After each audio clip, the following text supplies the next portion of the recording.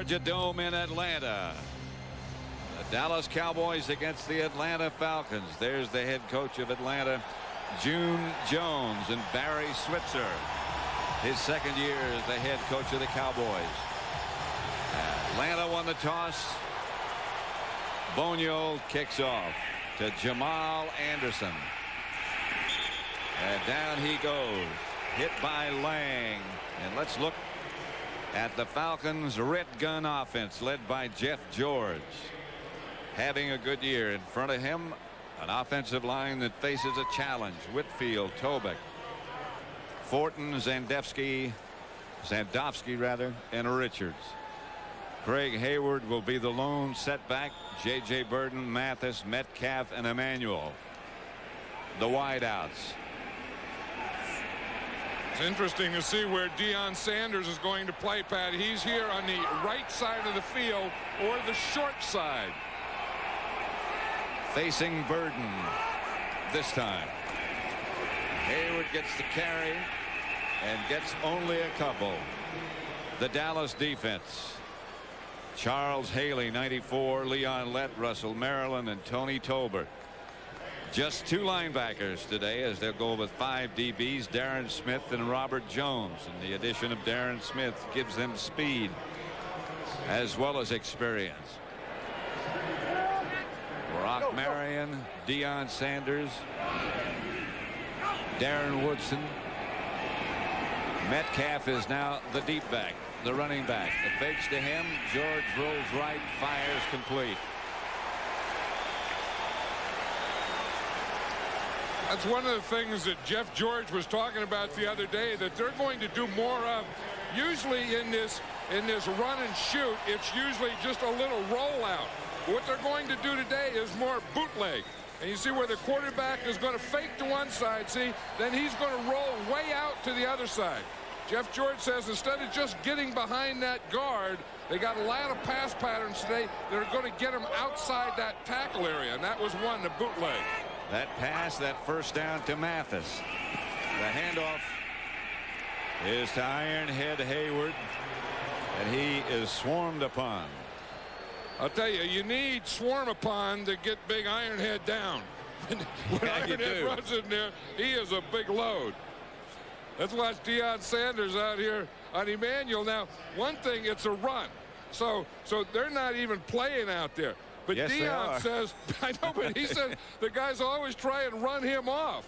I don't know what the heck Deion was doing out there. He wanted some action.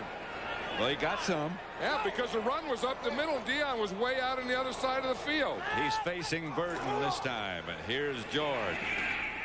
Gets it out to Terrence Mathis again, who gets about 6 yards before he's taken out of bounds. You know, that's not a bad idea. When you know Deion Sanders is going to be playing man-to-man, run him off. Run him on and up. And they're going to do that today to him all day. They just have J.J. Burton run on and up, then work where he was. You know, work that position. And that's what they did. They ran Burton on and up, and then they just brought Terrence Mathis out in the area where they ran Deion Sanders off of. You better make sure he bites on the up. Metcalf is on the move this time. George back to throw it. They throw it almost every down. To Bert Emanuel. Another Atlanta first down. Darren Woodson made the stop. George has a great arm. That guy that he throws it to has a pretty good arm too. Bert Emanuel, remember, he was a quarterback in college at Rice. Here they're playing way off him. You saw Larry Brown not comfortable over there in that left side, playing way off, giving Bert Emanuel a big cushion, and they just ran that little hitch pass.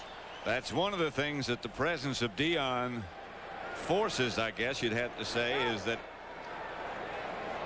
Larry Brown has to swap sides. He's normally on the defensive right. That time he was on the defensive left. George rolls right. Fires deep.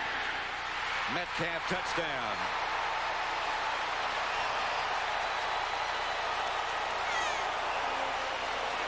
That's the drive the Falcons needed. Yep. No turnovers. Jeff George confidence. Cowboy rush didn't knock him out of his rhythm. Didn't knock him down. He was able to move around. You see here, it's a shotgun. Now, this is what they call dash. He's not going to stay in the pocket. They want to rush at a point in the pocket. He just runs that dash, ran out to the side. They just put Eric Metcalf right down the middle. He split those two safeties, and Jeff George threw a perfect pass. George 4 out of 4 on that drive. Extra point by Morton Anderson. The longtime New Orleans Saint is good, and Atlanta leads 7-0. George to Metcalf. Let's watch that touchdown again. Here's Eric Metcalf. George is going to dash out here to buy time. Metcalf gets by here, comes up here on Scott Case, makes a move, and just runs a post pattern. See him here, he redirects here, but by George going out to the right, that bought him time, and then at one position he got man on Scott Case, and that is no competition at all. Anderson's kickoff, handled by Brock Marion. Flag on the play. Aikman gets ready. Flag on the play. Ron Blum is the referee. That has to be one of those illegal block from behind, wouldn't you imagine, or holding? I would imagine. As you see holding, they were holding. Illegal holding. Aikman having a great year, sensational year. One of the best offensive lines, Tuanay, Newton, Donaldson, Allen, and Eric Williams. Emmitt Smith, Darrell Johnston, the two running backs, Kevin Williams, Michael Irvin wideouts, Jay Novacek the tight end. Long time in the huddle. Kevin Williams improved, in the words of Barry Switzer, 200% between Thursday and Friday. Here's Aikman. Irvin to the 15. Picked up about 6. Jesse Tuggle and Darryl Talley on the stop. The Atlanta defense injured a bit.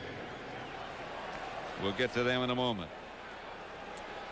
Well, their starting left defensive end, Chuck Smith, is inactive today, as is their starting left tackle, Pierce Holt.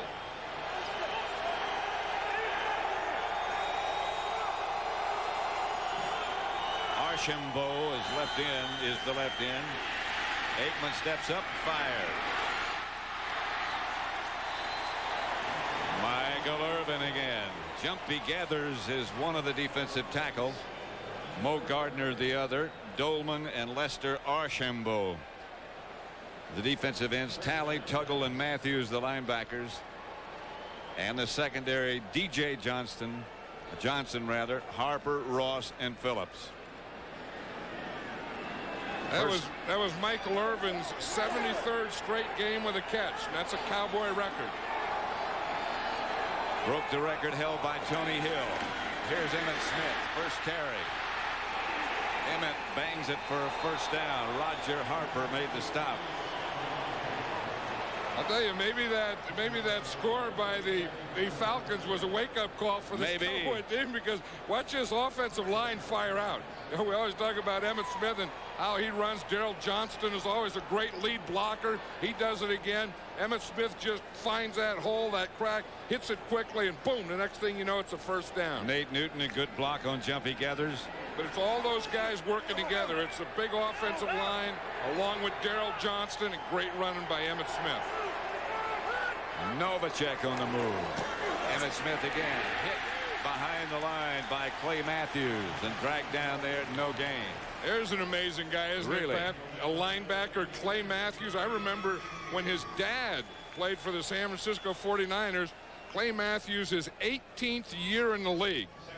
Now you say, you find 18-year guys that do something, but Clay Matthews, 18 years as a linebacker. No linebacker has ever played that long in this league. Well, there it is right there. Of course, his brother's a great player. Bruce Matthews with the Houston Oilers. And as I said, I remember his dad, Clay Matthews Sr. with the 49ers. I hate to say it, but I played against him. He's here today. Yeah. Out to Emmitt Smith. Tuggle and Talley. There's Clay Matthews right there. Now she looks different from what I remember. And there's all the grandkids. Clay Matthews Sr. grandkids. My name's Clay and I'm 9. Hi, I'm Jennifer. So that's Clay, number 57's kids. Right. And then Clay Sr.'s grandkids all here to watch number 57. Now we're talking. They watch a Warrior when they see him play. And he loves it. Yeah, and that's why he plays. I mean, it's still a game to him.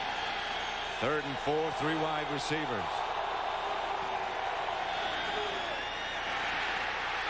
Aikman got away from the Atlanta blitz.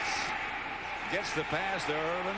I don't know how, but he got it in there. I don't know. Kevin Ross was the blitz. You said the safety came. Troy Aikman gets away. Remember a couple of weeks ago he couldn't run. Now he can, and the blitz is going to come from right there. There's Kevin Ross. Now watch, he's going to come, and he's not blocked. He has a free shot at Troy Aikman. I don't even know if Aikman sees him, but he's so strong that Ross just went right around his waist. And then, boom, he goes out there, and, of course, who's he going to look for once he gets out here? And how does he get this ball in there? I'll tell you, I think he can get that ball. When he's throwing it to number 88, I think he can get it in anywhere, anytime. Back to throw it again. This time he won't get away from the blitz, or he does, and gets it to Emmitt Smith.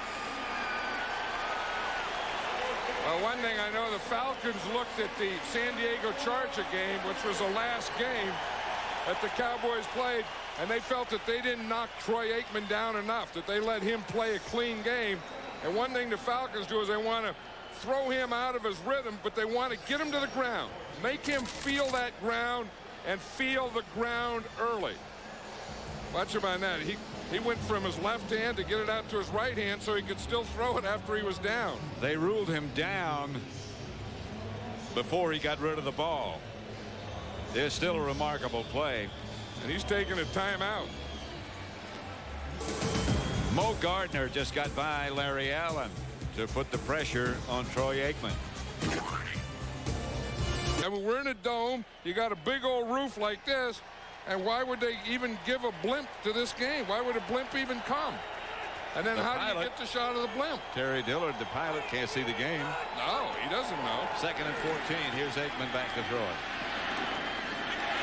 Gets it to Emmitt Smith again, and he's stopped immediately by Darryl Talley.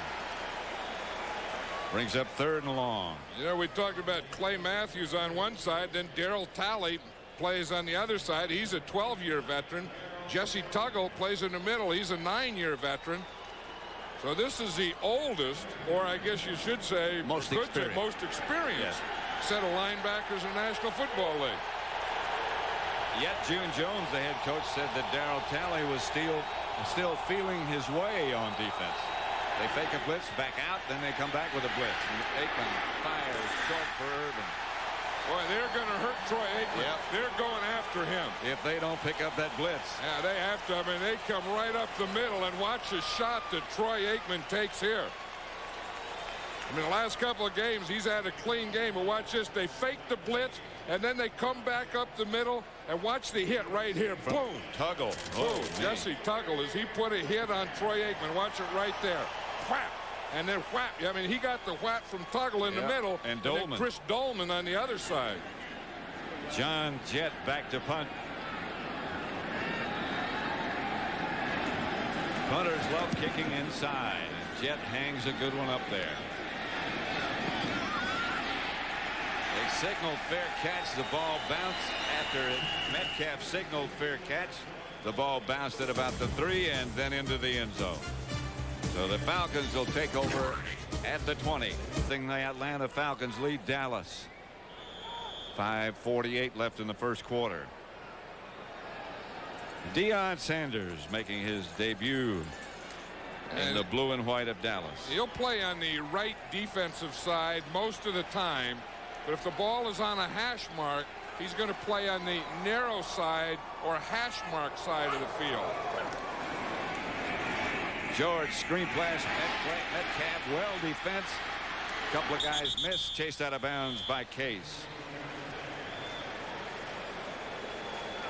One thing, if you look here, see, these are the hash marks. These are the pro hash marks here. So when you look, if the ball is going to be spotted on this hash mark, Deion Sanders should play on this side of the field. And in fact, right now you see him switching. See, here's Deion going over here because he knows that he's playing the short side of the field, because that's the side that the hash mark is on. And the other side, of course, would be called the wide side. 2nd and 10. Hayward.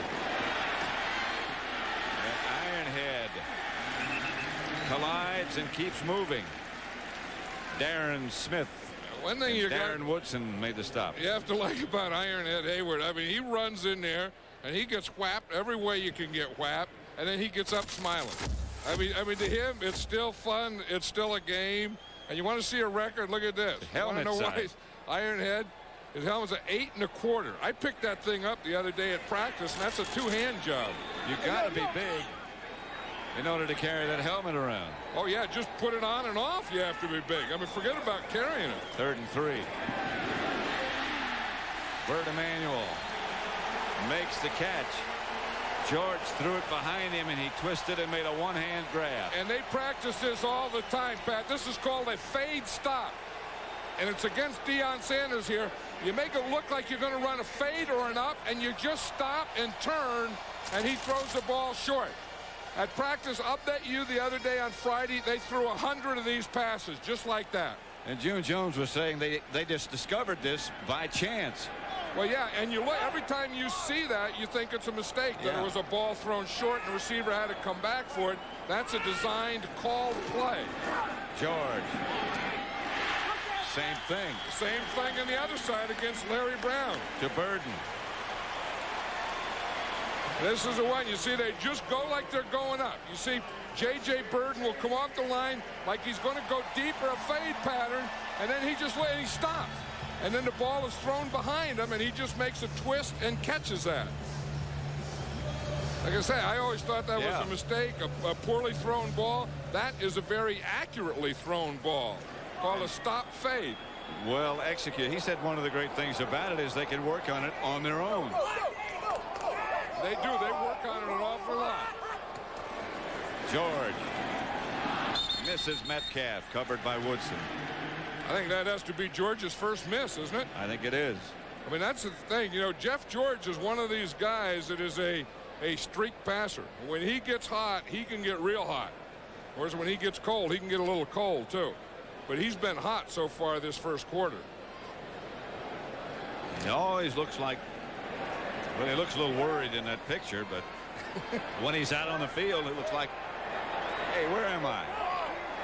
Well, he has that red gun that, you know, the only one that does that. This is a very complicated offense. Hayward to the Dallas 45. Gain of about 6. Ironhead says, you know, now, I mean, he used to weigh over 300 pounds when he played in this league.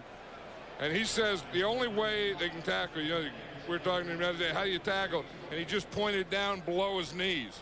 That's the only way that they can, you know, one-on-one can get him. You can't get him up high. You see right there? You go down and you chop him right below his knees. And he has scars from his knees to his toes. He is full of scars. And he can name the defensive back that hit him on each scar. 3rd and 4. George.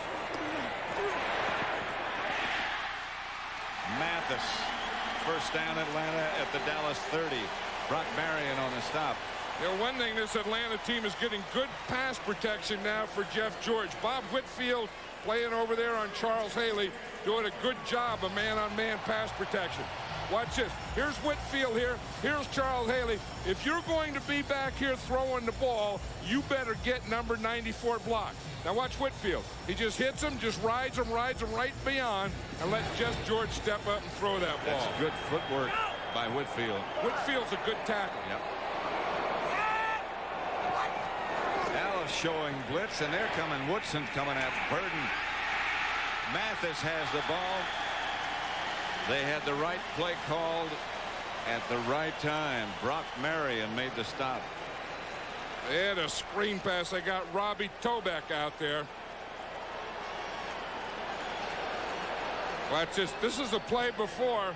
Now watch what they do to Charles Haley. You see they just drive him right out, and then that is the lane that Jeff George can throw in. Second and short.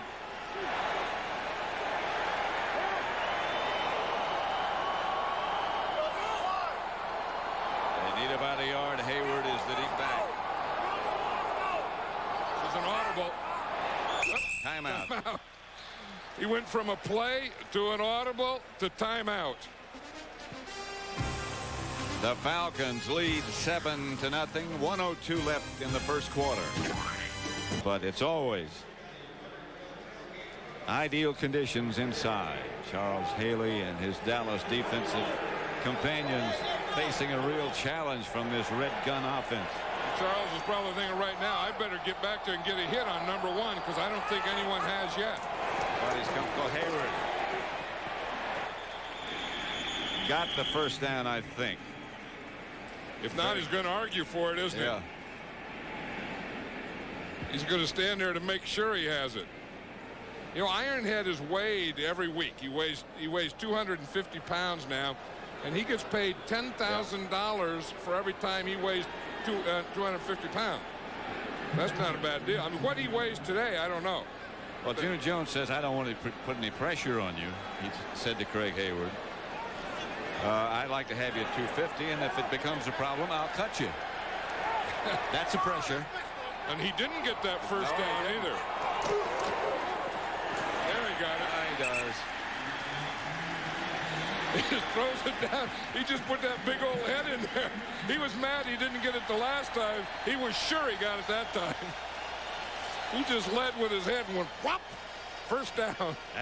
That helmet's bigger than my first house. That's the end of the first quarter. The Falcons 7, Dallas nothing, but Atlanta's driving. Right here at Georgia Dome, it's 7-0 Atlanta. Atlanta inside the Dallas 20. First and 10. Something the Cowboys are not used to, being behind after the first quarter. George gets it to Hayward. Hayward inside the 10. Again, they had the right play call. Yeah, that's the thing, that they'll run Ironhead Hayward, and then they'll also block him on that roll.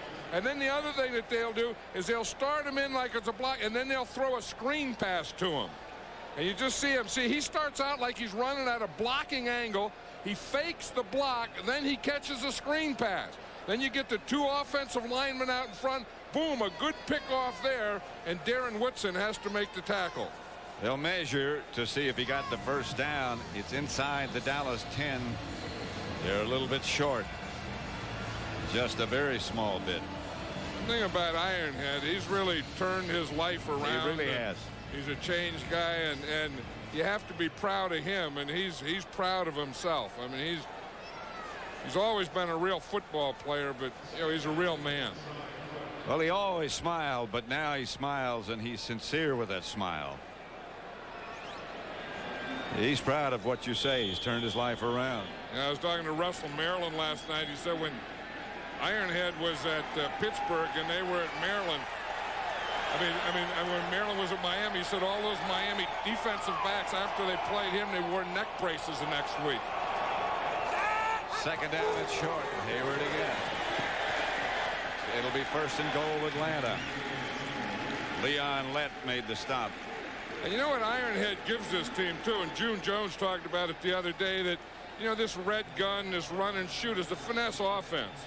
And he said, but with Ironhead back there, it gives you some toughness. And it's a pretty good mixture. You know, you got finesse and boom, but you can't say it's all finesse because you got big Ironhead Hayward back there ramming the ball at you.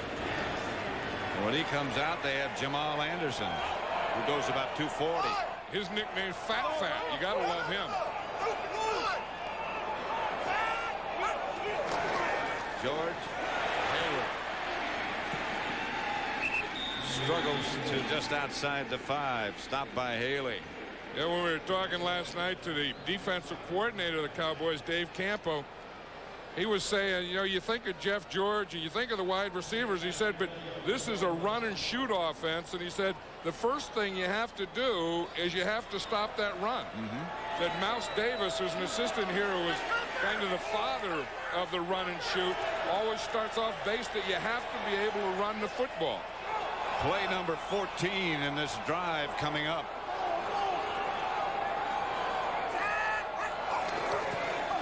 Hayward behind the line by Hennings.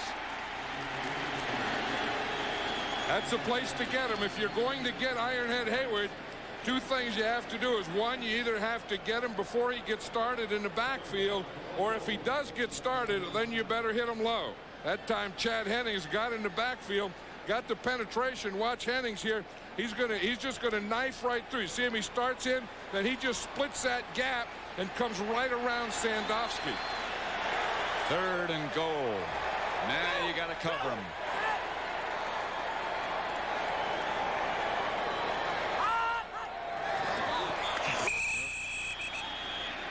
He gave a signal out here to Bertie Manuel. Yep.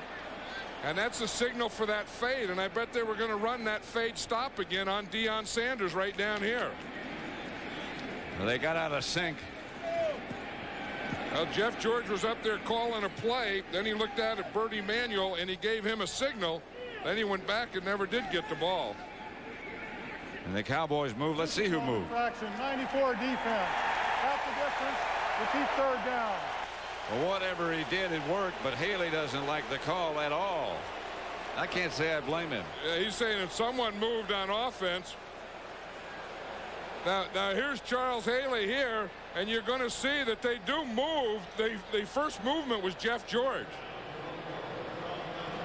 That was a bad call there. I mean, Haley knows when he sees something on offense move, he's going. 3rd and goal at the 3. And he was right on that play. Yes, he was.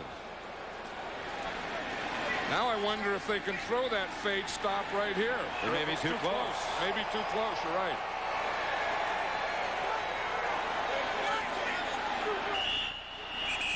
Play clock went all the way down.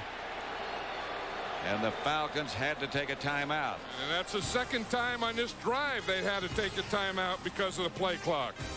George headed up to the sideline. Isn't there? Called Halloween. Spirits are out. 3rd and goal at the 3. Jeff George up under the center, back to throw. Out of the end zone. Intended for Bert Emanuel. Deion Sanders got a hand on it. Wonder why they pay him all those millions of dollars. I guess that's why. I don't know that they wanted to work on Deion Sanders down there, but Deion Sanders was covering man-to-man on Bertie Manuel. And those guys don't have that room to operate this red gun down close like this. And Jeff George wasn't able to throw it when he wanted to. He had to hold it and wait a while. And like you say, then you just run out of room down there. From 21 yards out, Morton Anderson is good. And Atlanta leads 10-0. June Jones, red gun working perfectly so far. And he doesn't see anything to his left. Then he's going to come back to the middle, and he has nothing there. Then he's coming to his 3rd wide receiver. See, and he had to wait that long, and by that time, Deion Sanders had perfect coverage on Bertie Manuel. Morton Anderson's field goal makes it 10-0 Atlanta. He kicks off a bouncing kick down to Clayton Holmes. Holmes to the 20. Watch this now. Here's George throwing the ball. Now watch Deion Sanders. The ball goes right through his hand. First of all, it looked like he could have caught it. Then he decides that he can't catch it, and then he's going to knock it down. Watch the coverage right here. He grabs Emanuel a little. Now, but that grab, that brought him right in position to get between Jeff George and Bertie Manuel and get into the position. See, now Bertie Manuel's telling his teammates that's what he did to me. See, he grabbed me by the back, then I went up, then he went by. Emmett Smith Gets the carry on first down, stopped by Jesse Tuggle.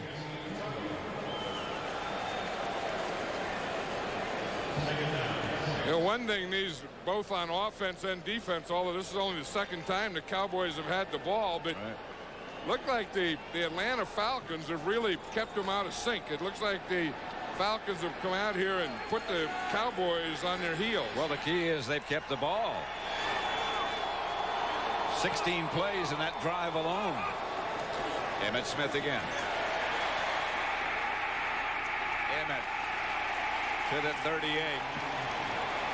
Right now for McDonald's game break. Let's return to James Brown in Hollywood. Hey, Pat, Rodney Peete may not be stylish, but he's been effective. Play action. He's got time and finds a wide open Calvin Williams for the score. Eagles on the board in the second, 7-0 over the Rams. Let's take you back to Pat and John. Back at Georgia Dome, Deion Sanders is lined up behind Michael Irvin on offense. And he'll probably be a decoy. They'll probably fake a reverse to him and throw a screen.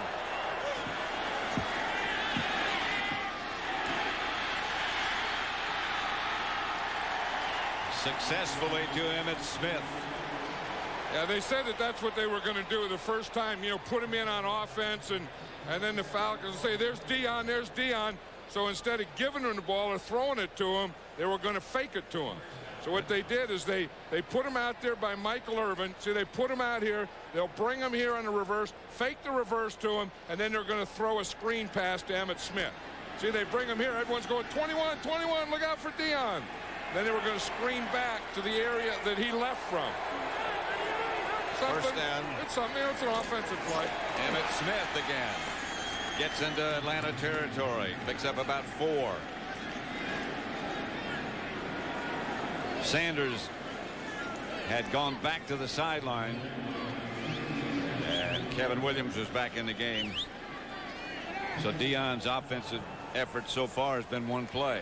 A decoy. Yeah, and the thing is he's been out there on defense a lot today, too. So, you know, one of the things that, you know, you talked about earlier in the pregame show and Deion talked about is he's not in the best shape of his life because he had the ankle injury. He hasn't been able to do a lot of running while he was rehabbing. That was Novacek on the move, but this is Emmitt Smith straight ahead. Does not get a first down, only a couple of yards. That guy number 73 down in the ground, that Larry Allen.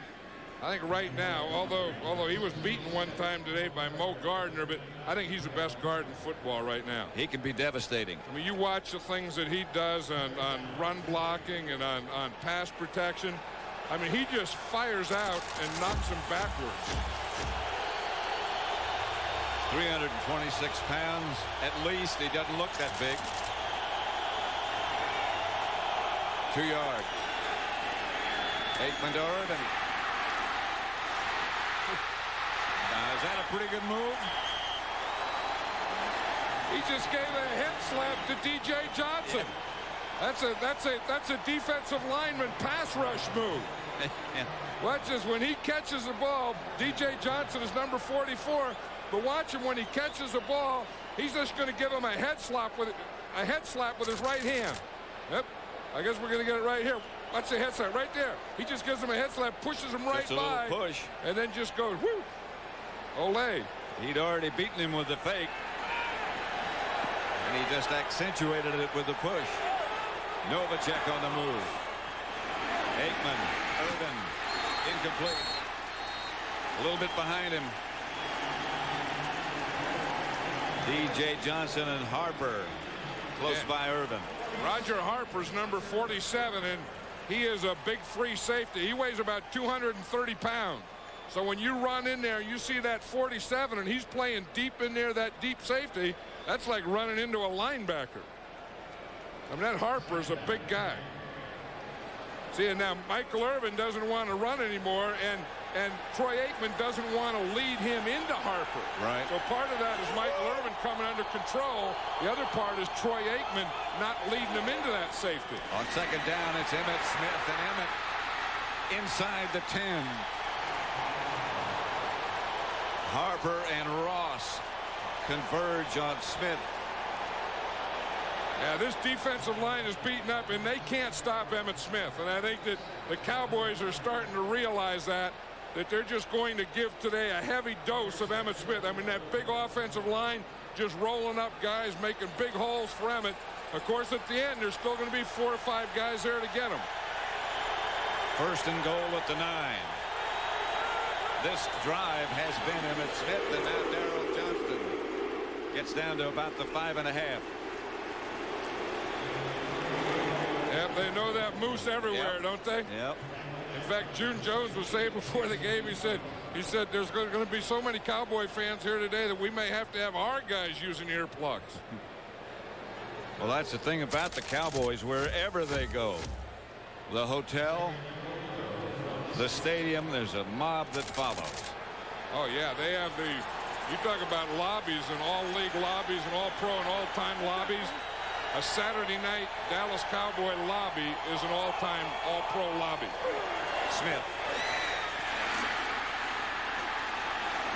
to about the 1-foot line as Emmitt Smith stopped and finally wrestled down by Clay Matthews. That's not a bad place to run if you're going to run. Get behind Larry Allen and Eric Williams. That's about 700 pounds a guy right there. But here's Larry Allen right here, and here's Eric Williams. And you just watch how they just fire out on their guys and just move them right off. And then the guys that they don't move off, Daryl Johnston will move off for them. This is a 2 tight end setup. Stone. This is Novacek in the. This is Emmitt Smith. Let's go ahead and get him in the end zone first. That drive, with one exception, was number 22.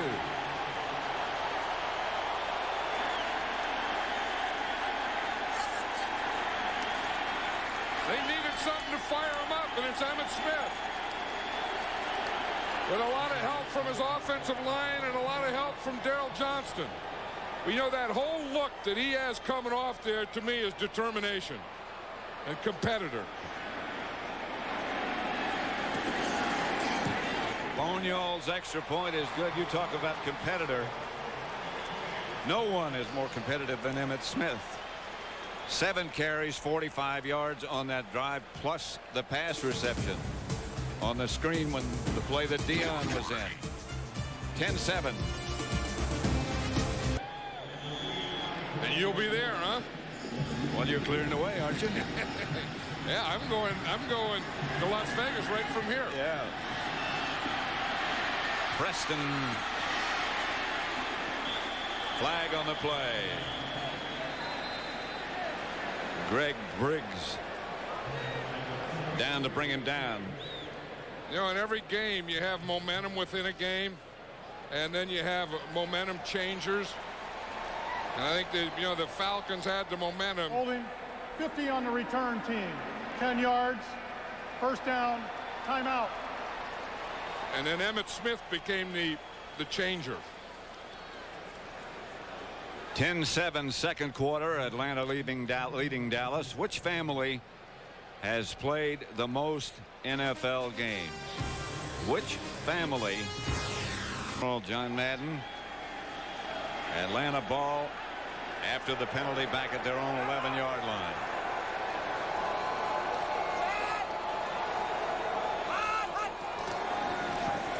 George chased by Tolbert, gets the ball out to Metcalf. Gets up and down in a hurry. Brock Marion on top of him. The Aflac question of the week again. Which family has played the most NFL games? You know, if it wasn't played, you'd think of Maras and Rooney's and Modell's and guys like that. But since you're playing, it has to be the Matthews family, huh? There's Clay Sr., the father. He played for the 49ers. Clay Jr., of course, plays for the Atlanta Falcons. And Bruce plays for Houston. And when Bruce steps on today, that will be the 500th NFL regular season game this family's played. This is Hayward. Tripped up by Scott Case. Could be another Matthews on the way up. Yep, here they are. They all have their Falcon jerseys on and their Deion Who signs. Here's all the Matthews kids. Look at that, Matt. Look at that Matthews there. Coach Clay Sr. played here. He's an All-American at Georgia Tech. Yeah, that's a big old group of Matthewses. Third down, about 5. Jeff George chased him down by Haley. A matter of time. Yep, it was just a matter of time, and they had to do that. We said that the offensive momentum changer was Emmitt Smith. Charles Haley is one of those momentum changers. So he just kind of goes with it. Here he is. And Charles Haley can do it with strength or speed. Here he just does it with speed. He gets past Bob Whitfield before Whitfield really gets out of his stance. By the time Whitfield gets up there and ready to go, Charles Haley is already beyond his outside shoulder. Holmes back deep. Dan Straczynski is the Falcon punter out of the end zone. High kick. Holmes coming over, signaling fair catch. It goes out of bounds. Dallas will take over at their own 46. 44-yard punt out of the end zone. Coming up next, don't forget Green Bay, Detroit, New Orleans, San Francisco, and Tampa Bay against Houston. That's that game you were just talking about. When another Matthews steps on the field. Yeah, and when that happens, Bruce Matthews for Houston, again, that'll be the 500th game the Matthews family has played. Atlanta 10, Dallas 7. Dallas 1st and 10 at their own 46. Going to be interesting to see how the 49ers do today with Elvis Gerbach starting his second game. He did very well last week. Sure did. Aikman. Irvin.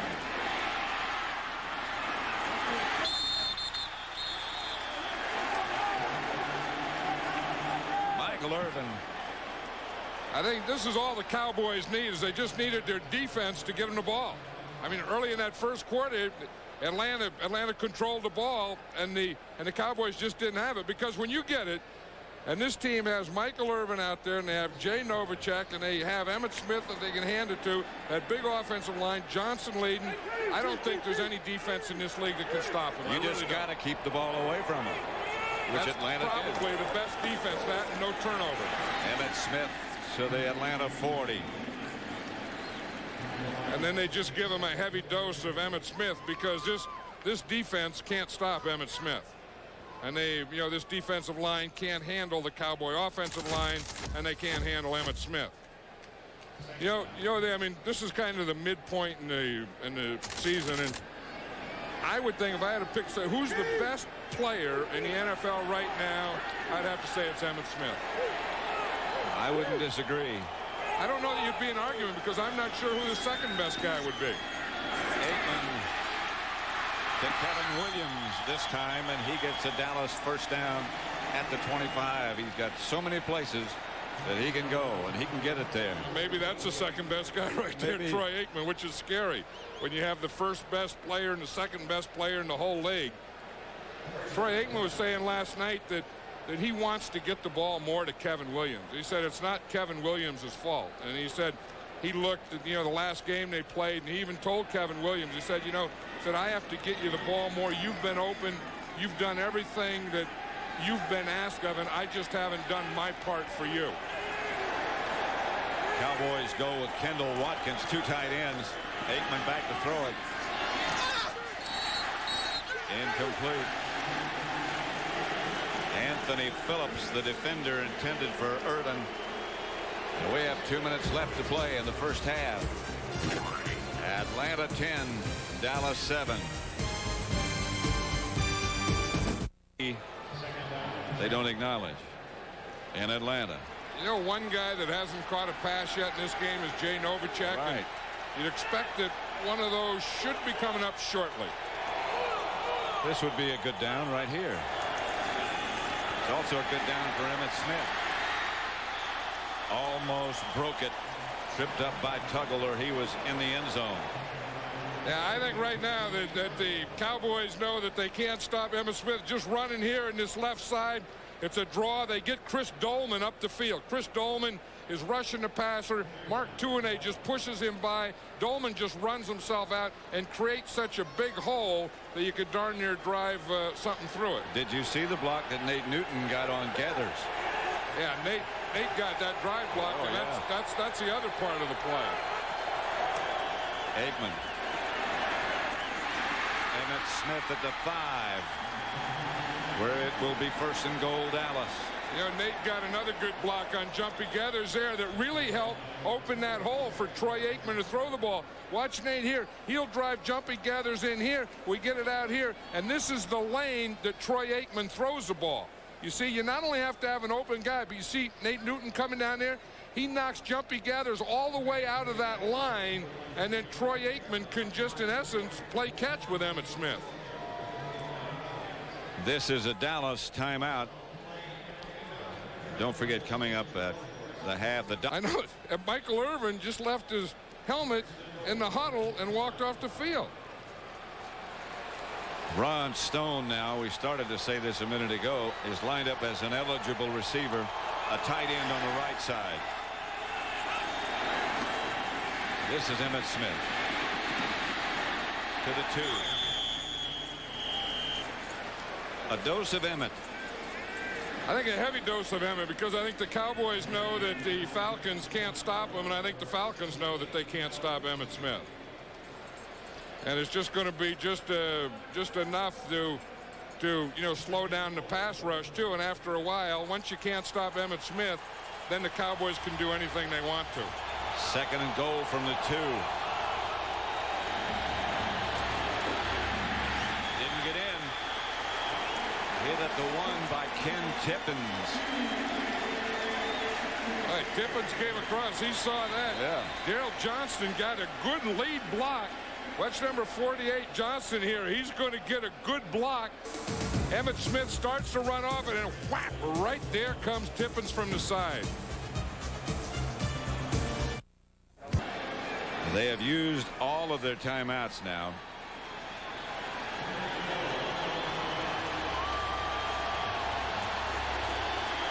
I think this almost forces a passing situation, because you either want to throw the ball and then it's either a touchdown or it's incomplete, then you can kick your field goal. Well, a dose of Emmitt wouldn't be bad either. And you don't have any timeouts left. The pass. The touchdown, Novacek. And see, the Falcons should have known that the Cowboys didn't have any timeout, and although the ball was on the 1-yard line, to save it, they had to throw the ball, or time would have ran out if they didn't make it. So what they did is they run a play fake. You see, they fake the run, and they fake right in here. Novacek runs a crossing pattern. He's just running the deep line, the back line. You have a crossing pattern in front of him right in the goal line. Then you have Jay Novacek coming across on the back line. With nobody else even in the picture. They all went for the play fake, but they shouldn't have.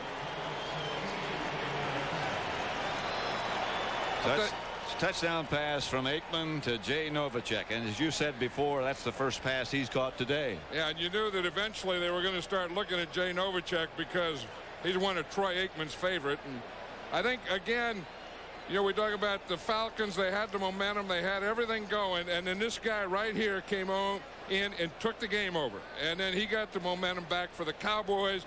And then once they couldn't stop Emmitt, then anything and everything is going to go for this offense. How about... Excuse me, go ahead, John. I was just going to say, how about what happened here last night? At Fulton County Stadium, which is the one on the right side of your picture. And the new one, the one on the left, the incomplete one, is the Olympic Stadium.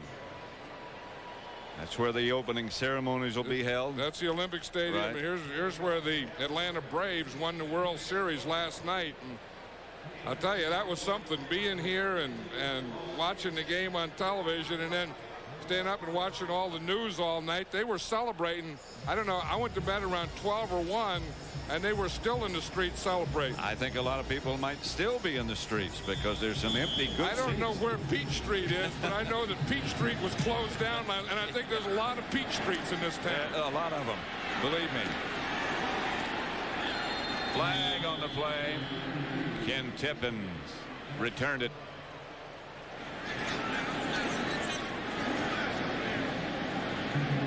Dallas leading by 4. Penalty marker on the play on the return against Atlanta. Falcons have 1 timeout left. Holding number 27 of the receiving team, 10 yards from the spot of the foul, first down. Call against Brad Edwards, 12 seconds left. Look at this touchdown again. But the first guy that's there to congratulate him is Troy Aikman. And then a guy who's not even in the game, doesn't even have his helmet on, comes, pats him on the back, pats him on the head, takes the ball from him, and runs it off. Michael Irvin, what's that all about? Well, Novacek's got to stay in to hold for the extra point. Oh, so yeah, so Michael Irvin does everything. I mean, he leaves his hat and the helmet, then he comes and said, "I'll take care of the ball for you." I get it. Jeff George. Terrence Matthews, that should be the last play of the first half, although the Falcons do have 1 timeout left and they stop it with 2 seconds to go. You know, one of the things that Deion Sanders was talking about, you know, as we saw Michael Irvin come in and take the ball from Jay Novacek, he said that this team, the Cowboys, is really a fun team to play for. He said it's more like playing in high school than it is like playing in the National Football League. Of course, Deion has a lot of Florida friends, as you were pointing out yesterday. On this team, Michael Irvin, Emmitt Smith, Nate Newton from Orlando. There's Nate Newton right there. He's trying to find his belt. I think Nate's been blocking jumpy gathers, which is a full-time job, and he's done it for a half, and in that process lost his belt because his belt is down in there somewhere. I think it's been a long time since he found his belt. Well, yeah, I mean, you go from a point in life where you can see it to a point in life you just have to feel for it. 2nd and 6. Iron hit Hayward. Clayton Holmes made the stop. That's going to be all of the first half. Just looking for them. Looking for somebody to run into. I know he was. 14-10 Dallas at the half.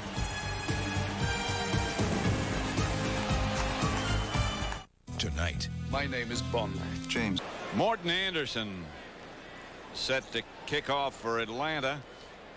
But he was a great addition for this team. Oh, I was shocked when the Saints let him go, and I think it was just they were trying to restructure a contract or get him to take less money. But you can't take a talent like a Morton Anderson and leave him out there for even a day.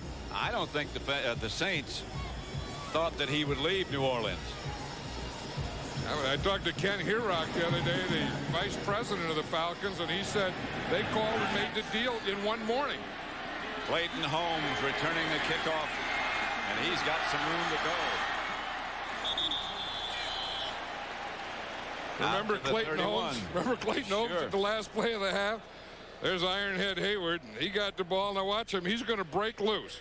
Now here you are, you're Clayton Holmes. You weigh about 160 pounds, and you got to take down that 250-pound load coming at you. We added the sound.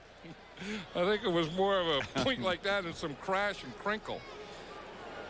Ironhead looking for somebody to run into. Oh, yeah, because that was the last play. Time to run out. He knew he wasn't going to go all the way, although that'll help his rushing stats. On first down, Smith tripped up by Tuggle right at the line of scrimmage. That's one thing about Tuggle. He's right here. See, they stack their 3 linebackers like Dallas does. I mean, everyone's doing that now. Tuggle being the middle guy, and when Daryl Johnston starts his league, Tuggle hits that hole but misses Daryl Johnston. He's a guy that nobody thought was, number one, big enough to play, number two, from a small school in South Georgia. He makes a lot of tackles. Got a nose for the ball, as they say. Michael Irvin makes the catch. The tackle from behind, and he's hurt. He's one of those guys who doesn't allow himself to be hurt very often. Yeah, he's in such great condition and so strong that if he gets hurt, it doesn't last very long. Yeah, that's right. Darryl Johnston heads out. Dallas will go with 3 wide receivers. The 2 normal ones, Irvin, Kevin Williams, and now Corey Fleming.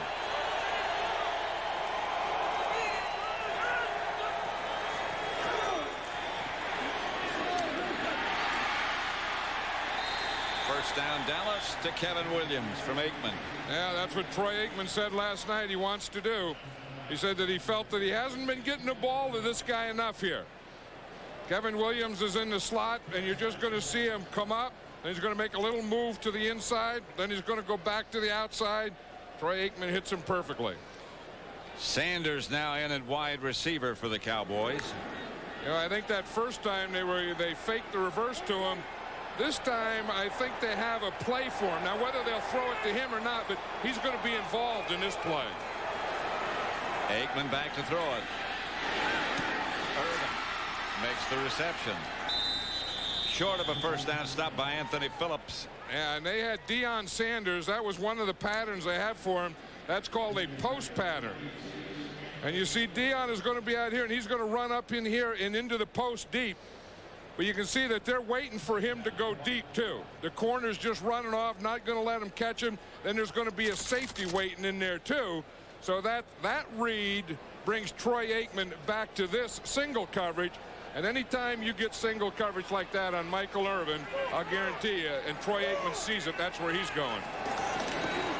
Hand off to Darryl Johnston. First down, Dallas. They only needed a couple. The old Moose, he likes pounding in there behind Larry Allen and big Eric Williams, huh? Look at Eric Williams. Yep. You know, he's still rehabbing that knee. I mean, he's not back to 100%. But when he gets back to where he was the best offensive lineman. I mean, forget guard or tackle or center. He was the best offensive lineman in all of football. As has been said by many, 75% of Eric Williams is better than most. Well, I mean, he's so big and strong and powerful, and he plays with a defensive attitude. Here's Aikman. Going for the bundle to Irvin. Touchdown. Michael Irvin.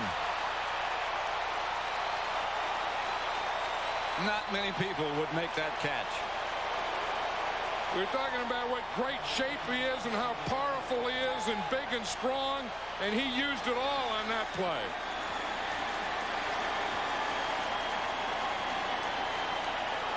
Anthony Phillips is number 26.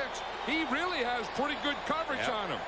But watch him. He gives him a little stop and go. Phillips really doesn't go for it. He pushes away with the left hand. So he gets that left hand up there just enough to hold him, to hold Phillips there so he can go up for it. It looked as if the official nearby almost went for his handkerchief and then didn't call it. Well, Michael Irvin did it twice. He gave him a left hand, brought it back, put it out there again, and then jumped. The Cowboys 21, the Falcons 10. Put that much in. I used to just like kind of make a hole in the pumpkin and then punch it through and then punch holes in it. And then you have to say those are the eyes and that's the mouth. And that was it. Then you put a can or some light in it to get some light. Mine always had teeth problems. Oh, yeah, I didn't even try for teeth. I just tried for mouth. If you got 2 eyes and a mouth, I thought, now you're talking about a pumpkin. Michael Irvin has now gained 100 yards in 6 straight games. Speaking of eyes, watch his. Yeah, but how about that hand? He not only, we saw the push earlier, but when you look at it again, he had a push and a pull on Anthony Phillips. And a Chichi Rodriguez. I'll tell you, but he does it. I mean, his positioning and his concentration and his hands and his strength. And, I mean, that combination, and then plus the confidence that Troy Aikman has in him, he is darn near unstoppable. Jamal Anderson is the deep back. Here's George. Out to Anderson through his hands. Incomplete. Yeah, you look where Jamal Anderson's power is. It's really, down below from his waist on down. In fact, his nickname is Fat. Fat? Yeah, Fat. Yeah, F-A-T, F-A-T. And that's from, the waist on down. And what they do is they put him in for Ironhead Hayward just as a change of pace. Well, he's 240. Ironhead 250. So it's not that much of a change in pace. Yeah, but Anderson's a little quicker. We'll see. Flag on the play comes flying in. Robert Jones on the stop. Hayward gets a rest. Rod Blum, the referee. The other change of pace that they get is sometimes they put Eric Metcalf back there and Iron Hayward in the slot. Now that's a change of pace. I mean, that's where you get some real quickness and speed back there. And Fat's not in there. Fat's in there when Ironhead's not in there. Offside, 21 defense lined up in the neutral zone. 5 yards, repeat second down. Your cornerback is offside. Yeah, that'll go down as some kind of record. That's Deion Sanders' first penalty as a Cowboy. And then, that's from playing that tight coverage, that man-on-man, that bump and run. You get up there and you want to bump the guy. And when he's the flanker, he's off the line. Sometimes he'll bring you across that line. 2nd and 5. Anderson. Got a couple. Russell, Maryland made the stop. I think even though Atlanta's down 21-10, they don't want to go into a panic mode. I mean, they still have plenty of time. So what they're trying to do is get a little change of pace here, still keep their running, not go where they just have to pass every down. And just kind of get things going, get some first downs, then maybe get a big play, but try to get some control back of this game. 3rd down, a long yard. Anderson gets it. 1st down Falcons. Robert Jones again. Number 55 on the stop. 21-10, Cowboys leading. Yeah, the Cowboys have really been able to play the Falcons in this run and shoot basically with 2 linebackers all day. They've had, Robert Jones in there and then Darren Smith, the 2 linebackers. 5 defensive backs, Scott Case being the extra defensive back. And other than 3rd and long yardage, they've played that pretty much as their standard defense. Darren Smith, of course, this is his first game back. It's a workout against this run and gun. George chased and down he goes. Haley in a game with Lett. You see Charles Haley right here. He's lined up on the tight end. He starts to the inside. Like you said, Leon Lett started to the outside. Charles Haley, the end, goes to the inside. And they do this better than anyone. See, Lett starts off to the right here. Charles Haley goes to the left around the corner. And look what he found. Lett occupies 2, and Haley's so quick he can get in behind him. Yeah, by just getting penetration, he knocks off that tackle. Anderson, the ball carrier. Again, it's Robert Jones. And that's why I've always had so much respect for Charles Haley, because we talked about a momentum changer and how Emmitt Smith did it on offense. Charles Haley did it on defense too. I mean, he came in and the Falcons were going. Boom, he gets a sack. They start to try and run and get something down here. Boom, he gets a sack and puts him in long yardage. 3rd and 14. Haley gets a rest. They got to have Haley in there on 3rd and 14. That's when I'd want him there. Shante Carver at right defensive end. Shovel pass to Anderson. He's close to a first down if he didn't get it. See, he has that speed there that Craig Hayward doesn't have. That little burst that he could get right there in the middle, and then at the end, that extension at the end came very close to getting him a first down. I think if you're June Jones, you're hoping like heck that this is a first down so you don't have to make a decision here to go for it on 4th down. You think his decision would be go? Well, you see his head just jerk back. Yeah. You know, you don't want to make that decision. Not with 8 minutes and 2 seconds to go in the 3rd quarter. You want this to happen. No decision he'll have to make. Yeah, they have a lot of different passes in this offense. This is kind of a shovel pass. You know, it's kind of a shovel half-pitch thing, but it's really a screen pass. Yep. But what they do is they invite that defensive end, Tony Tolbert, to come up, and they wait for him, and they make him make the commitment to the quarterback. Then they just get it to the back any way they can. They got the first down. Reverse coming to Metcalf. Metcalf, no place to go. Robert Jones again. And Charles Haley there, too. They were trying to get around Charles Haley. They did get around him, but then they ran right back into him. They had this played well. But you see, here's going to be Haley here. He starts to the inside. Jones starts in here. Jones starts back, and then he gets him to cut back inside. And then right there is Jones, and there's Haley waiting again, too. The guy that really made that play, though, was Darren Smith. Yeah, because he made him cut back into Jones, and then Jones made him cut back into Haley. 2nd and 11. Throwing down for George. He has time. He gets it to Metcalf. Metcalf out of bounds. An Atlanta first down at the Dallas 41. They can move the ball with this offense. Yeah, you know, if they can get the pass protection, that's a big thing, and they did that time. I mean, Bob Whitfield did a good job on Charles Haley. You know, there was no stun or anything. Then that gives Eric Metcalf time to do stuff like this. And anytime you run a crossing pattern, at some point on that cross, you're going to be open. And Jeff George, if he has time and protection, he'll see you. This is an offense made for Metcalf. 1st and 10. Handoff is to Anderson, picked up by Haley.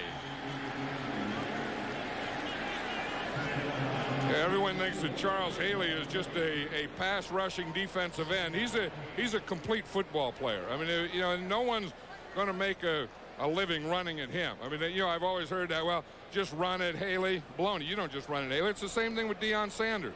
Is that, well, he doesn't tackle. Deion Sanders doesn't not tackle. He just doesn't make a lot of tackles. Doesn't have to. I'll tell you this about Deion Sanders. He doesn't miss tackles. That's a misnomer. 2nd and 9 about. 8, call it. George to throw. Here's that same play again.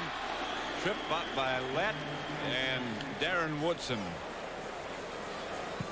You know, one thing, that was a smart thing. I think getting Jamal Anderson in there, because all he is a change of pace, and they wanted a change of pace, and now he's coming out. I mean, he's like, you know, in baseball they have the starter, then they have a middle reliever, and he just does a roll for a while, gets things going.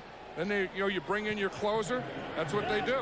That's what the Braves did last night with Glavine and Wohlers. I was wondering why they needed a closer the way Glavine was pitching. What do you need a closer for? 3rd down and short. Hayward, the ball carrier, into the Dallas secondary inside the 25, the 23, first down Atlanta. Scott Case forced to make the tackle. See, now Ironhead Hayward becomes a change of pace. You see, you take Anderson out there, and now you put Ironhead in there, and now Ironhead is fresh, and now he's a change of pace. I'll tell you, see what he does to an arm tackle? You see Brock Marion try and do that? Yep. He just runs right through it. I mean, you better bring a whole lot more of yourself than just your arm if you're going to tackle Ironhead. Or you could lose an arm. Dean Taylor told me he was the best running back he ever saw in high school. Whatever happened to Dean Taylor? He went to say it high with Ironhead. George dancing in the pocket. Tony Tolbert and Chad Hennings, the first two to arrive. That's the thing, you know, they're so big in here. Here's Chad Hennings here. Here's Russell Maryland here. And if you are going to run that inside, you have to get those guys blocked. And if you are going to step up in the middle, you better watch out for those big tackles stepping up in the middle. That's why in these 4-man line, if you don't get those guys blocked in there, you can't run. And if you don't get him stopped on the line, it's hard to step up in pass protection. 2nd and 12. Anderson back in the backfield, and he gets the handoff. Hit first by Case, wrapped up by Maryland. Russell Maryland said he had enough with Jamal Anderson there. I mean, when Russell Maryland brought himself there all the way down the line, he said, if you're going to run that far and you're a big defensive lineman, when you get there, you're going to finish it off at the end. 3rd down, Atlanta. 3:15 left to play in the 3rd quarter. Dallas 21, Atlanta 10. 3rd and 9. Metcalf started left, went back right. George to throw it. George chased by Tolbert. Going to run out of room. The receiver. Hey, that reminded me of Joe Montana against the Cowboys. Remember when Too Tall Jones was throwing him, and chasing him, and he threw that ball to Dwight Clark? Watch Jeff George. He's going to start here with his roll to the right. Then he's going to feel the pressure from Charles Haley on the backside, so that makes him get outside. Now his receivers know you have to keep working, you have to keep working, and I'll tell you, he threw a perfect pass. I don't know if Emmanuel would have been able to stay in bounds or not, but it was a good throw. Well, Jeff George thought it was a touchdown, and he knew where he threw it. Anderson from 40 yards is good, and the Falcons had 3. 2:50 left to play in the 3rd quarter. 21-13 Dallas.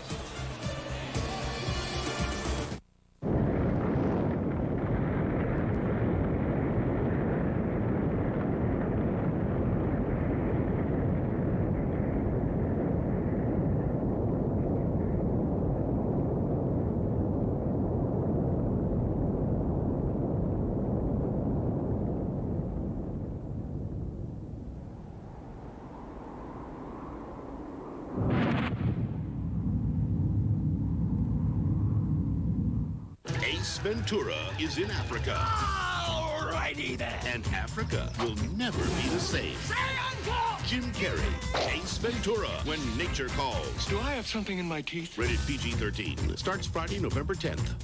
In shopping for a luxury performance sedan, Jay Kerness tested the Oldsmobile LSS against the fastest, most nimble machine on Earth, Juma, the Cheetah. The LSS's sport suspension and traction control attacked the course, as did the Cheetah. But while he considered the LSS's precise handling quite impressive, there was one thing he failed to consider. Cheetahs are very sore losers. Will the LSS pass your test? Nice kitty. Go away. TV's monstrously funny family is back in an all-new movie adventure for the 90s. Here Come the Munsters, part of Fox's Halloween Bash, Tuesday. Next week on Fox NFL Sunday, America's #1 pregame show wants to know the price of football faves. We don't have a private life. When we leave our home, we're open to the public. Coverage begins 12 noon Eastern, 9 Pacific. We would like to thank the Blockbuster Video Blimp for providing Fox Sports with these beautiful aerial views for today's event.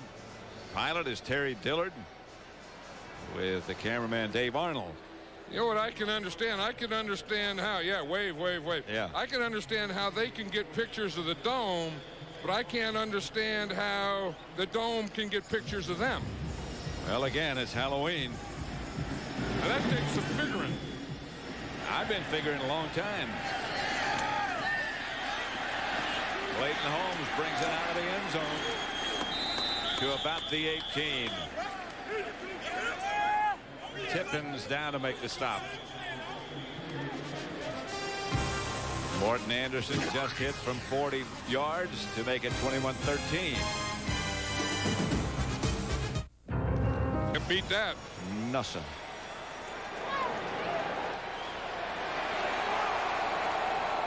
Cowboys ball at their own 18. Aikman back to throw it. Swings it outside to Emmitt Smith, and then it's out of bounds at the 20. This game summary coming up, brought to you by Budweiser.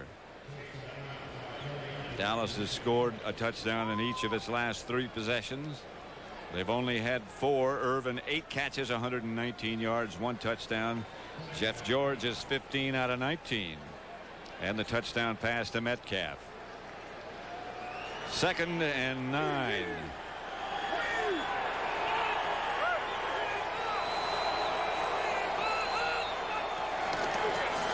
Emmitt Smith.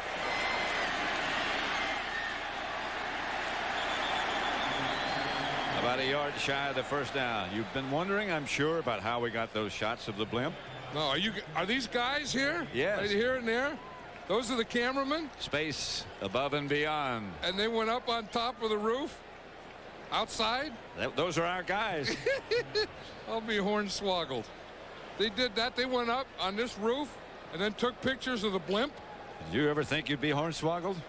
No, but I never thought I'd see guys up on the roof. There's the man. Yeah, he has that goofy look in his eye. I know where he's been. Deion Sanders at wide receiver. He gets the pass from Aikman, the hitch. And Sanders stretches for yardage. On first down, he got about 6. Yeah, they have 3 patterns for Deion. One is that hitch, that little quick pattern he just threw. One is a post pattern, and we saw him run earlier, and they threw it to Michael Irvin. And the other one is an up. Here he is right out here. And again, he'd run deep, so you want him to think he's going to go deep. Then you just throw him that quick pass, hope that he breaks or someone misses a tackle there. Then he just takes off up the field with his speed. Didn't work. He got 6. And he got his offensive play, and he's part of the offense. And he's out. Ball. Now he's out. First ball as a Cowboy. That's Emmitt Smith. Emmitt got the first down, stopped by Jesse Tuggle.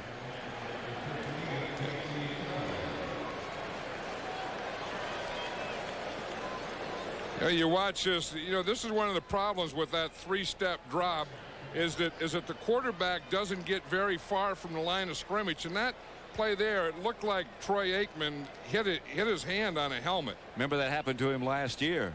In fact, he did. It doesn't look like it. He did hit his hand on a helmet. You always worry about that with that short drop, because to throw that quick hitch, he's only going to get a couple yards away from the line of scrimmage. On first down, he gives again to Emmitt Smith. Emmitt cut down after a couple. Kevin Ross. Burrow make the stop. That's the end of quarter number 3 at Georgia Dome, with the score Dallas 21, Atlanta 13. Prepare yourself for The Invaders. A 4-hour miniseries begins November 12th. Tree was closed. Peachtree Street, whole bunch of them. Darrell Johnston was the man in motion. Aikman to throw it, Irvin to catch it. First down, Dallas. DJ Johnson on the stop. They're sort of in, Aikman and Irvin, in sort of their own zone. Yeah, they are. That Troy Aikman can just get the ball anywhere Michael Irvin is, and Michael Irvin can get anywhere Troy Aikman wants him to be. And once you get that, that's something as special as it can be. Yeah. And to me, that's just unstoppable. That combination is unstoppable, and Emmitt Smith is unstoppable. And Deion Sanders is in at wide receiver to the right. Aikman going deep for Sanders. Whoa, almost a spectacular catch. He should have kept running. The dive by Deion almost brought about a spectacular touchdown. And there's no one that wants this more than Deion Sanders. He gets by one. He's one-on-one. He's man-to-man. Look, see, if he would have just run through that, if he had not left his feet and kept running through that, who am I to tell him? But if he just keeps running, I don't know. He's going to get a rest now. There's no one that wanted that more than Deion Sanders. Like he said, he wants to make things happen. He wants to dictate. He wants to be part of a game. He doesn't want to be bored. He's not going to be bored doing that. Here's a guy who can make some things happen. Emmitt Smith. Stopped by Ross after a gain of about 7. One thing about Deion Sanders, he has this persona and all that stuff, but I haven't seen him, going to practice and talking to him and watching. He's just a different guy, but everyone likes him. You can just see there in the sideline, the coaches, the he went back there and all the players, you know, patted him on the back and the head. He is one of the most likable guys on any team that he plays on. And that play right there is one of the reasons he signed with Dallas, to get some offense. Here's Emmett. Inside the 30, and he was off almost. Kevin Ross tripped him up. And if he doesn't get tripped up, you were right. That was a touchdown. He's in the building. Yeah.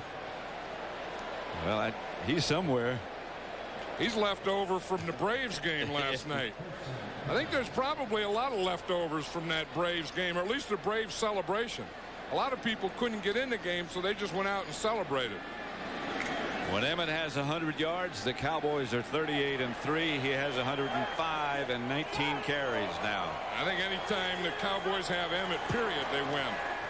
Aikman to Irvin, incomplete, almost intercepted.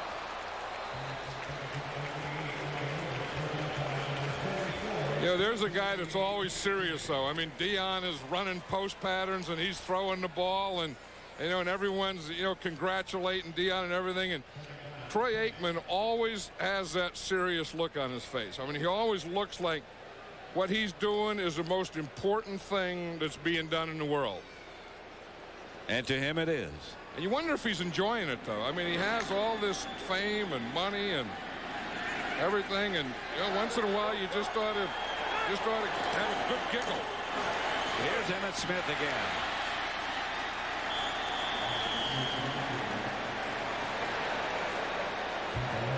Yeah, that is, you know, we talk about Troy Aikman when he's on and, you know, throwing to Michael Irvin, and then the other part of that equation that's unstoppable is this guy. I mean, you know, and even when you talk to other teams and coaches and players, they never really talk about stopping Emmitt Smith. It's always about controlling. Well, yeah, they always say he's going to get his. Yeah. Behind this group. Yeah, I mean, behind that group. I mean, yeah, I wouldn't say I would like to be, but I would love to have coached this group of offensive linemen. Here he is. Near first down yardage. I believe he got it. Jesse Tuggle. If he did, he got that on his own, because there was a matchup between Emmitt Smith and Jesse Tuggle, and whoever won that gets the first down or not first down. Because Jesse Tuggle wasn't blocked, he had Emmitt Smith, and whoever won that battle, that end of the play, that's the end of the play from this point right there, whoever wins that gets the first down or not. I think Jesse Tuggle won that one. At the end, no question. Yep, and no question on the chains either. A foot short.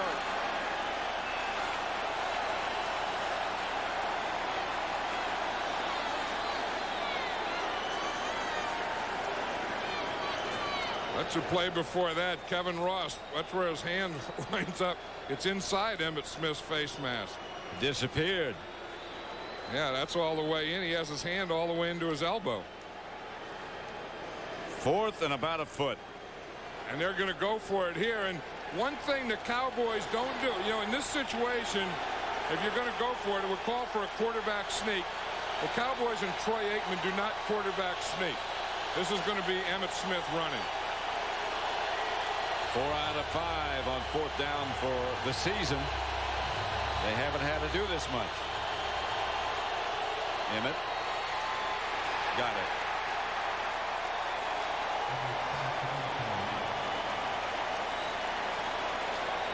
Well, June Jones could see that coming. I mean, if you have a big offensive line, and they're the best offensive line in football, maybe one of the best offensive lines that's ever played, and you have the best running back in football, and you only need a few inches. If they can't get it, then they're not the best, too. Emmitt Smith went to the sideline. Sherman Williams came in, and you saw Barry Switzer talking to him on the side. The last thing he said to Sherman Williams, hold on to the ball. You should never do that. That's Darryl Thompson all the way inside the 10 down to the 6. The Moose. Yeah, Barry Switzer told Williams that, but Ernie Zampese called the play. Sherman Williams is going in and says, hold on to the ball. But then Ernie Zampese calls the play, and the handoff is to Moose Johnston. Look at that hole. I mean, the Moose doesn't get hit until he runs about 7 yards. There's Ernie right there. He called that play. He said, if you're going to put Sherman Williams in, I may give him the ball, but I'm not going to give it to him the first play is in there. 2nd and 1. Sherman Williams is deep. Moves again. And Darrell Johnson, touchdown.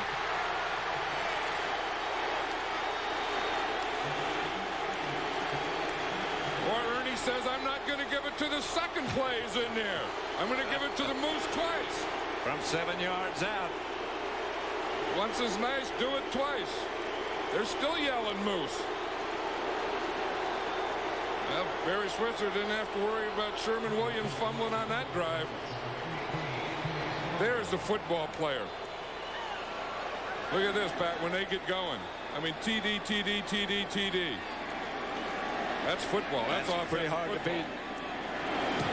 Bonio with Novacek holding makes it 28-13.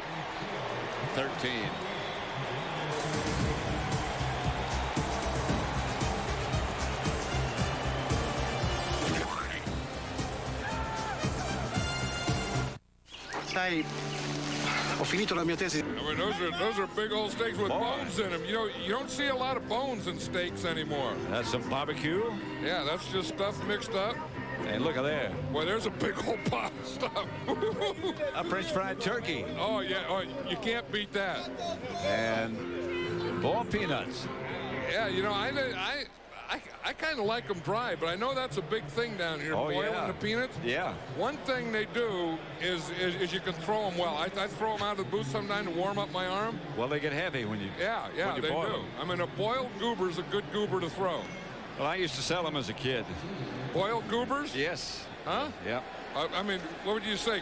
Sack of Gerbers? No. I have them in a little sack, and I'd be on the street on Saturday morning. What peanuts? What peanuts?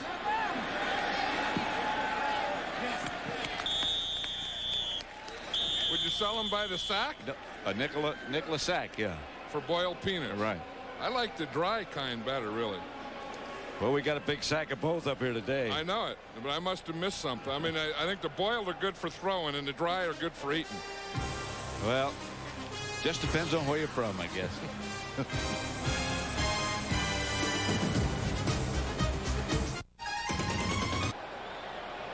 At Georgia Dome, 10 minutes, 6 seconds left to play.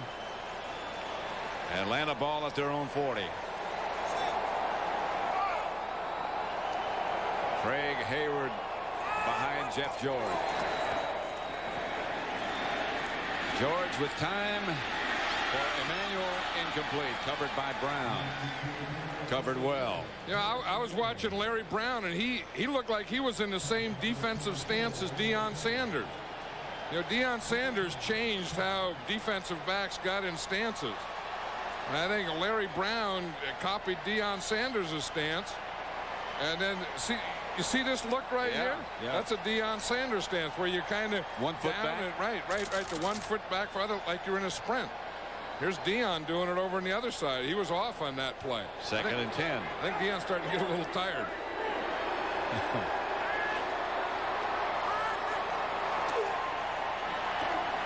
Hayward by Tolbert. That was one of the things Deion Sanders was talking about last night, that he wanted to change the game where, you know, it always been that corners always worried about receivers. You know, what's that receiver going to do to you? How are you going to stop that receiver? And he wants to change it where receivers start worrying about him. And I think he's done that. Yeah, I think they're so concerned. Where's Deion? What's he doing? What stance? Is he up? Is he off? Is he playing man-to-man? Is he playing hash? What's he doing that they are more concerned about him?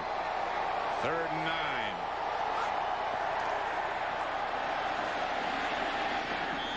Incomplete. Intended for Mathis. Right now for McDonald's game break. Let's return to James Brown in our Hollywood studio. Hey, Pat, Carolina looking for an expansion record 3rd straight victory. Trying to get it happening here. Kerry Collins to the diminutive one, Eric Gulliford. Carolina leading at 10-3 over New England. Let's take it back to Pat and John. And we're at Georgia Dome in Atlanta. 4th, 9. Straczynski back to punt. Clayton Holmes back deep for the Cowboys. High kick. Holmes lets it bounce. Couldn't quite make it up to it. And it's down by Atlanta. There's a flag on the play. Back at the line of scrimmage. Ball down at about the 16. Dallas 28, Atlanta 13.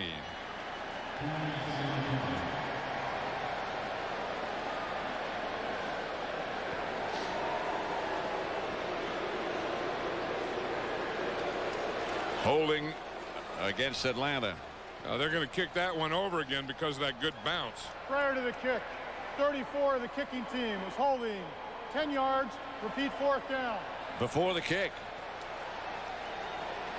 Yeah, it's right there on the left of the frame, and you see it right there, right down on the bottom there. Right there is where it was started with a hold and ended up in a takedown. That was on Brock Marion. Some of the fans are just saying, "How do I look?" I think that was Tom Glavine. I don't know. No, I don't know. You know, how do you decide to put that stuff on you? And then when do you know you're done? Late at night. Yeah, but then you come here at 1. Unless you just leave it on from yesterday.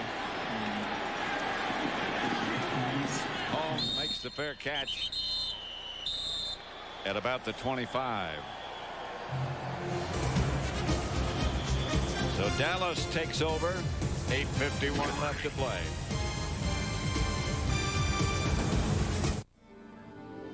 If you were to take every honor, every award. Well, they've done some job here in Atlanta, John, getting ready for the Olympic Games. Getting ready for all the attention they're going to receive here. Well, how about the attention they've received? Having the World Series here with Atlanta Braves winning their championship. Congratulations to them. A lot going on.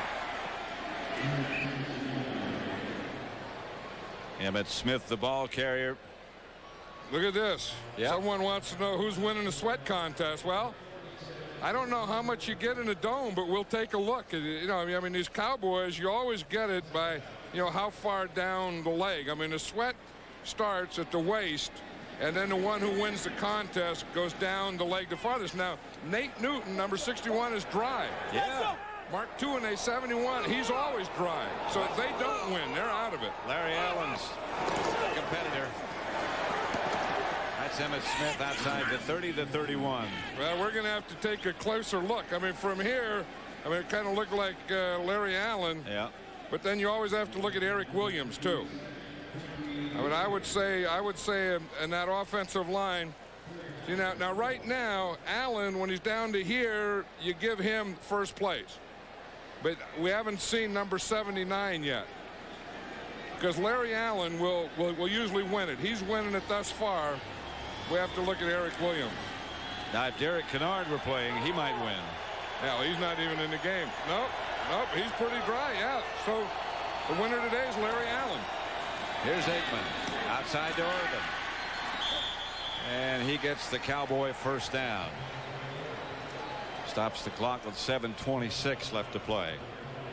Darryl Talley. Now, like you said, Pat, there's Derek Kennard. Now, he hasn't even played it down, but he would win the sweat contest all the time. Now, Ron Stone in there behind him, he's pretty good. I mean, I think those guys are probably best. Yeah, Deion. That's not sweat. No, I think on that last play, I think he stretched something. I don't think that one. I think on that last play they ran him on and up. I think he stretched something. Aikman has intercepted by DJ Johnson. Intended for Irvin. A little bit underthrown. DJ Johnson, he's been watching that thing all day. He's looking in, he's seeing Irvin and looking in at Aikman, and really gets a good jump. Plus, over Atlanta, the Fox Theater. That's quite a place. What is that, here? Yeah. It has to be. I guess they have a big. Yeah. What do you mean it's quite a place? How do you know? Well, I was there for a couple of functions during the off season. Does Rupert Murdoch own that? Is that a Fox? Does Fox own that? I think that's owned by. That's one of those restored things. They're just using the name? Yeah. Here's Jeff George, chased and hit by Hennings. And when you say knocked out of bounds, he was knocked out of bounds by Hennings. Well, you know, that's one of the things. The quarterbacks kind of bait those guys to hit them because they wait and wait and wait, and you can't not hit them. So Chad Hennings just better watch out that he didn't hit him with his head first. That's all. There's Deion Sanders. Now you see him limping there. You know he's had the ankle surgery, so it could be the ankle. But I thought on third down of the last series, he was run deep, and I think that he pulled up a little on something. I mean, I think he got some kind of strain, a hamstring strain or something. Well, it's been a long time since he played this game. You know, and he's not going to get bored on this club. He said, you know, when he played with the 49ers last year that he got bored playing, and he even thought of quitting.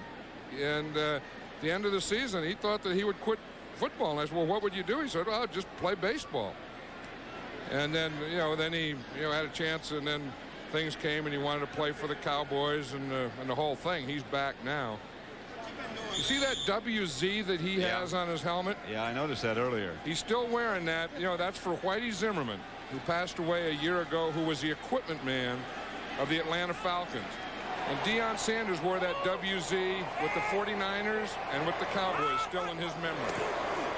George chased out of the pocket, gets that pass up to Hayward. And look who caught him from behind, Charles Haley. A hustling Haley today. You know, that's one thing about Charles Haley. I mean, you know, whether, you know, he's this or he's that, whatever, when he comes to play on Sunday, he gives you a full game. I mean, he'll rush the passer, and if you run, he'll stop the run. And if you need pursuit, he pursues. He's not afraid to go inside on a pass rush. He's a complete player. Clock running, 6:10 left to play. Atlanta's ball. The pass to Metcalf. Loses yardage this time. Darren Woodson had it read. You know, Darren Woodson is normally the strong safety, but in this game, because of run and shoot, he's been playing linebacker the whole game. Today's game is being produced by Bob Stenner, directed by Sandy Grossman. The studio was produced by Scott Ackerson, directed by Bob Levy. The executive producers of Fox Sports are Ed Gorin and David Hill. Jamal Anderson replaces Hayward. He's the deep back. He gets the handoff. Good run by Anderson. Gets another first down, or close to it. Not quite. Yeah, you watch Bob Whitfield here on Charles Haley, and the thing that he's going to do is just turn him and then try and get him to the outside. Then Haley tries to take it inside, so he takes the inside away, and then he takes the outside away and just stays with him. Now there's Mike Ken. Remember Mike Ken, who played for 18 years here as a left tackle from the Falcons? Bob Whitfield said that he learned a lot from that guy. Word from the Cowboys is that Deion's hamstring, left hamstring, has started to tighten up a bit. So he's on the sideline, may or may not be back. I doubt he'll be back. That's what I thought. It was on that third down play in the series before.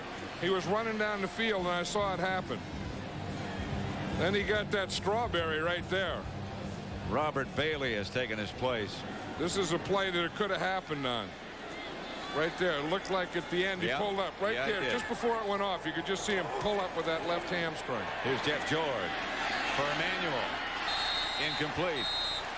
Bailey, who replaced Deion, was the defender. Like he got some kind of... That's a strawberry. Yeah, on the side. Yeah. That's just one of those things. Remember, he used to get when you'd slide into second base. I bet he got that when he dived before, trying for that long pass. On that post pattern, yeah. That's exactly where he got it. But he likes that one. He doesn't like that hamstring tightening up. No. And you see on his wrist, he always wears a rubber band. He started that at Florida State. And he still gets his rubber bands from Florida State that he wears on his wrist every day for good luck. George on second down gives to Anderson. And he gets very little. Tolbert. See that rubber band there? He always wears that. And he started to remember when they give you a roll, and the roll would have your T-shirt and socks and stuff in it under being a rubber band. I remember. And he used to take it off of Florida State every day and put it on his wrist. Then when he went into the pros, he went back to Florida State and he'd get a big box of Florida State rubber bands, and he wears one on his wrist every day. Baseball, football, life, fishing. Luck. Third and not long. 9. Here's George. Does he see Haley? He must have. Felt him coming. I think he felt him coming. You're right. At the end of this game, John and I'll select the Miller Lite player of the game.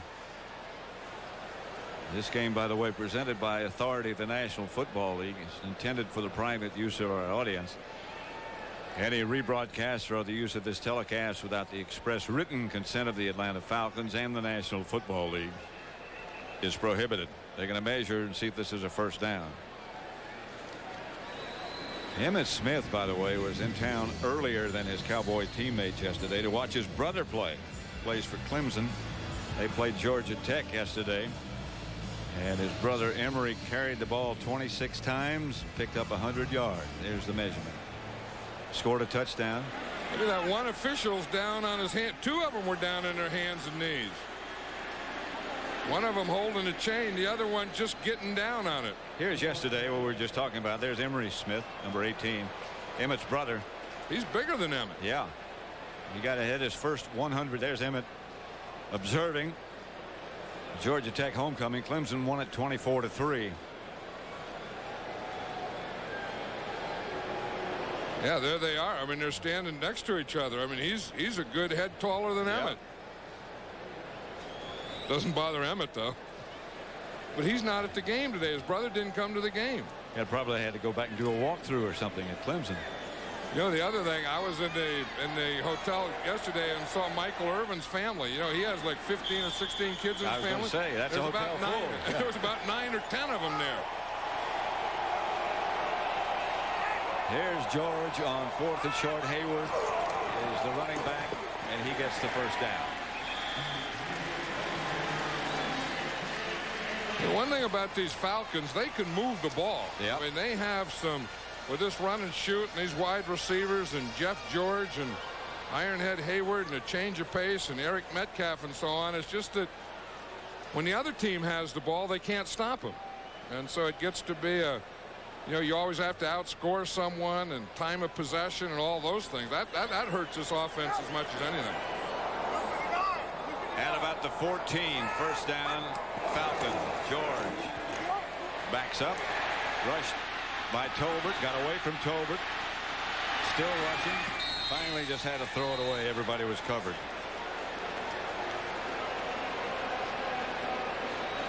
His debut with Atlanta, Deion Sanders scored on a 68-yard punt return for a touchdown with San Francisco in his debut. 74-yard interception return. I'll tell you, and he came awfully close to one of these things on that post pattern. That's his debut against the Rams when he was a Falcon. You know, they always say you talk to players and everyone, and I kind of agree because I wouldn't know anything else, but they say he's the fastest player in National Football League. As fast as he needs to be. No one ever catches him. Here's George, pump fake once, threw it away. And here's the other one. There's the real one. Here he is last year against San Francisco. Against the Saints, I beg your pardon, for San Francisco. He doesn't worry too much about that ball protection, does he? Got big hands, huge hands. I mean, that ball is just like a part of his body instead of something he's supposed to be holding and protecting. But the league needs stars. I mean, you need guys that bring people, and you know, people say, "Oh, I don't like that guy's." You need that. That's what fans come for. That's what they get excited for, and we need more of that. 3rd and 10. George. Emmanuel, the target, and he just lost it. You know, Jeff George is wondering what he has to do here. I mean, he's been doing everything today. I mean, he was going to start to the left, and this is a throwback to Emmanuel. And he just hit him right in the chest. That's the second touchdown pass that has been dropped by Bert Emanuel on Jeff George. What happened is he put his knee out there, and the ball got to his knee and hit his knee before it got to his hands. But that was 2 touchdown passes today that Jeff George threw and were dropped by Bert Emanuel. Sanders back in the lineup. This is an Atlanta timeout. The timeout. Jeff George came over to the sideline to talk with June Jones. Look at this. Bobby Hebert in the middle. Yeah, June Jones grabbed Jeff George by the jersey. And watch Jeff George here. Bobby Hebert finally steps between them. You know, the play that, I mean, the last play was the one that he threw to Bert Emanuel and was dropped in the end zone. That was there. I mean, he threw the pass. You see, it hit him right in the left knee before it got to his hand. And he went over, and the coach starts arguing with him. 4th down and 10. George to throw it. Incomplete. J.J. Burton, the intended receiver.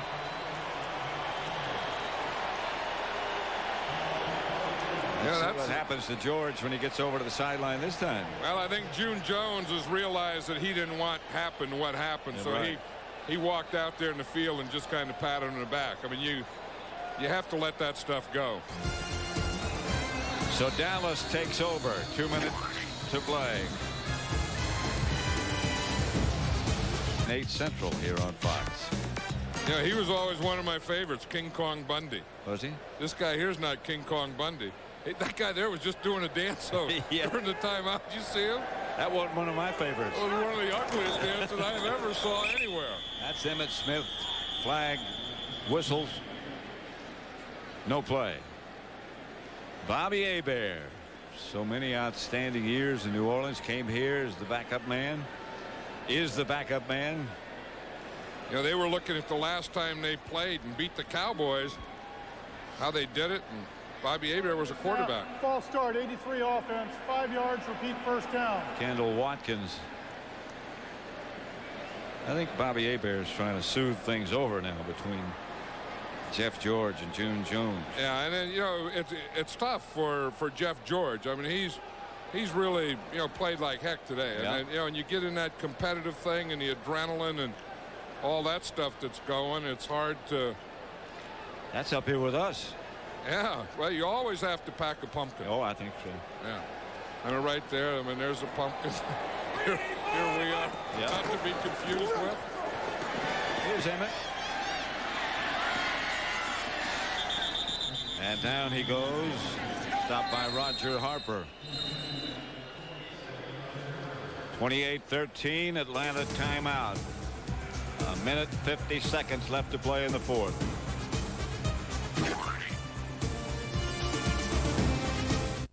Guys, this year, we're going to win it. No one is leaving this room until we figure out how. No one. Not going anywhere for a while? Grab a Snickers, because nothing holds you over better. Hungry? Why wait? Hurry into Subway right now and get a steak and cheese made just the way you want it. Tender cuts of juicy steak, loads of melted cheese, and your choice of fresh fixins, all on fresh baked bread. Come and get it at Subway. What a sandwich! Picture yourself behind the wheel of one of Budget Car and Truck Rental's world-class vehicles. Now imagine it's yours to keep. Presenting the Budget $1 million car drive-away, where every time you rent, you'll receive valuable budget savings or win one of $1 million worth of brand new cars. It's all part of our renewed commitment to satisfy your every need. For details or reservations, call your travel consultant or Budget today. Should a man be judged by what he wears? Are you really any less of a man because you don't wear the right shirt or pants? Should you have to wear a shirt or pants at all? Ask yourself, hasn't our society advanced to the point where a man can feel comfortable in a dress? Probably not. Always appropriate 100% cotton pants that are soft and wrinkle-free. Hager, stuff you can wear. Hope you have a happy Halloween. Pat Summerall with John Madden at Georgia Dome. Yep. Happy Halloween to everyone. I think I'm just going to take that on the bus and just go across the country with it and just put it in the window. And then just kind of go, ooh. You're going from here to Las Vegas. Yeah, right? I know it. That's a long old road. I mean, by the time you get there, it'll be Halloween. I know it. I'll just celebrate Halloween all the way. I may take those two guys with me and drop them off in Dallas. That'd be an interesting ride. Yes, it would. Tolbert and Charles Haley. Here's Emmitt Smith again. Emmitt to midfield. I think I'd take Emmitt Smith out of this game. I think at 28-13, I think you got this thing. I don't think he has to be in there. 40-yard run by Emmitt. I think he's done enough. I think he was a big part in winning this game for the Cowboys. They were down, and he got the momentum changed. And well, he's out. Yeah, well, he should be out. I mean, he's had a good day's work. That's full day's work. There's a football player. There's a man. He gives that. That's the end of a day's work. He opened a new business this past week in Dallas. And that, I'm sure, will be a success. Yeah, Emmitt Smith Communications. Yeah, I was there for the opening. And he is our Miller Lite player of the game. He could be almost everywhere. Yeah, just about any game he plays in. To me, he's the best. Well, you'd love to have him on your side if you were choosing up a team. Atlanta timeout. Recently, the Broncos and 49ers showcased their talents in Tokyo. Love is a many splendored thing. At Zone West Karaoke. Your man. Blame it on the bossa nova. The dance of love. Where the players brought no ability to carry a tune, but did bring their Visa card. Was it the moon? Because Zone West can accept just about anything except American Express. Everybody sing. It's the April rose that only... Georgia Dome and the magnificent skyline of Atlanta. What a sports weekend it's been here and will be. Yeah, you just look over there to that left and think of what David Justice did there last night. Yeah. What that meant. You know, in fact, Jeff George was saying the other day that if the Braves win the World Series and if they could beat Dallas, maybe they'd be able to get in the parade tomorrow. There's going to be a big parade here for the Braves tomorrow, but they aren't going to be in it. They're going to parade up Peachtree or down Peachtree. They do everything. If you're in Atlanta, eventually you do everything on Peachtree. Yep. They always have. Always will. Congratulations again to Barry Switzer and to Charles Haley, who had a heck of a day. Switzer just keeps rolling along. Yep. He has a good group of players and a good group of assistant coaches. The Cowboys improve their record as they defeat Atlanta 28-13. I'm just not comfortable anymore. Really? I'd like something more contemporary, with more of the luxury, security, and room we've worked so hard for. So you want a new house? No, a Cadillac DeVille. Now DeVille is better than ever because now it has the North Star system and its extraordinary combination of comfort, safety, security, and performance. Nothing else feels like DeVille from Cadillac. But it would look great in a new driveway. Celebrate Halloween Bundy style. Don't we look scary? No, this is scary. A brand new Married with Children tonight.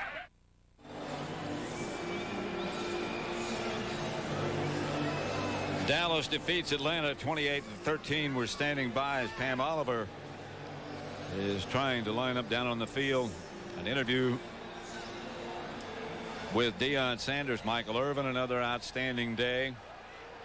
Deion, of course, because he lives here, because he played here, both baseball and football, has a lot of friends here, has a house here. In fact, he said that someday he would like to be an assistant here. The president is Taylor Smith, Rankin Smith's son, And he said that someday he'd like to come back as Taylor Smith's assistant for the Falcons. That would be interesting. So for John Madden and Pamela Oliver, Pat Summerall saying so long from Georgia Dome, where the final score was Dallas 28, Atlanta 13. We'll send you back to Hollywood and James Brown with some final thoughts after these messages.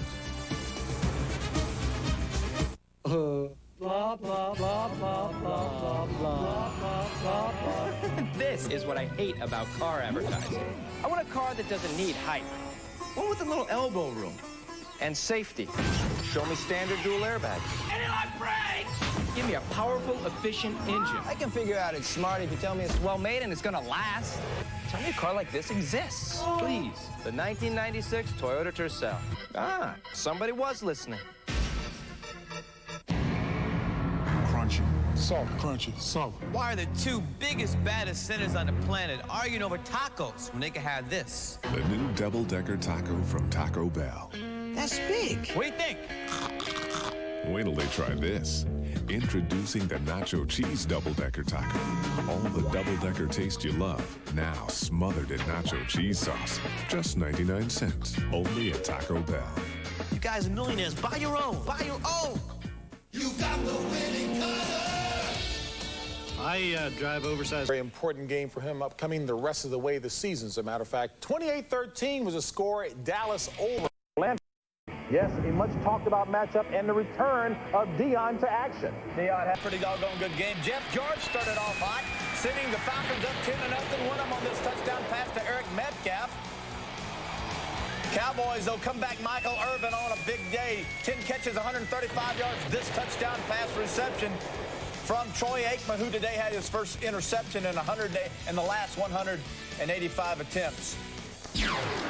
And Dallas improves to 7-1 with that victory over the Atlanta Falcons. And Jimmy, I know we talk about this as such a consistent thing with Dallas, but so many weapons. Well, JB, John Madden said it on the telecast. He said Emmitt Smith is probably the MVP of the league right now at the halfway point, and Troy Aikman may be a close second. Nobody else is even close, and they are so strong offensively that, you know, even though you might be able to move the football on them, you might be able to score some points, you're always playing catch-up because their offense is so consistent. Yeah, we just got a glimpse today at Deion Sanders playing corner, also playing wide receiver. We'll probably see him as a return man. The guy is just flat out the best athlete in the NFL. I don't know what I'd do if I were that fast. I don't know who I'd beat first. It's exciting. And I'll tell you, Michael Irvin, the most physical receiver in football, on pace to have a great year. Emmitt Smith also challenging Barry Sanders, taking over as the #1 running back in the NFL. And I tell you, the quality of athlete that he is just lifts the play of those other weapons even more so. Speaking of Deion Sanders, we caught up with him after the game. Our Pam Oliver was live at the site, and she talked with Deion about his debut with the Cowboys. All right, Deion, looking all beat up and bloodied there. What was it like to be back in the heat of battle? Oh, it was great. I mean, this game really lets me know how far I am off to being that player that I want to be and make a big impact on this defense and on this team. Enjoyed playing a little offense. The one just off your fingertips would have been great. I wish I could get that back, but it was all right. I mean, we gave some teams something to think about. Sigh of relief, it's over. I mean, all the media attention, you're back in. Right. Now we get rid of these guys and move on with our everyday work. It's a run and shoot, a tough one to start against, where you defensively. Oh, yeah, because you got to work on every play, and they got some great receivers, man. Each and every for a huge game against the Bills. Elvis returns as the Niners starter.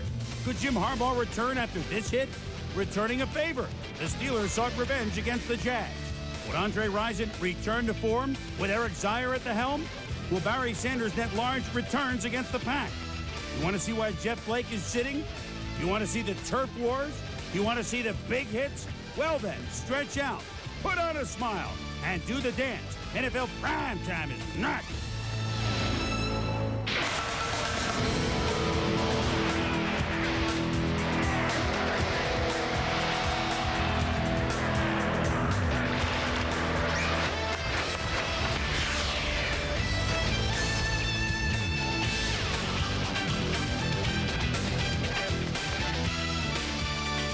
Once again, everybody, I'm Chris Berman. Welcome to Week 9 of NFL Primetime, a very Halloween-like Sunday in the National Football League. And to help me light the jack-o'-lanterns will be Tom Jackson and the judge, Bill Pito. Plenty to tell you about.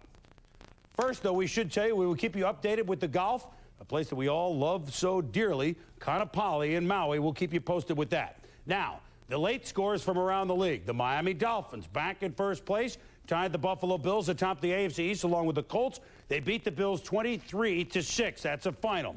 Detroit trying to put the finishing touches on a win over the Packers. Lions lead at 24-16 just over a minute to go in that game. The shocker of the day, maybe the season, the New Orleans Saints have defeated the San Francisco 49ers in San Francisco 11-7. Brent Jones hurt, William Floyd hurt. Highlights of that coming up.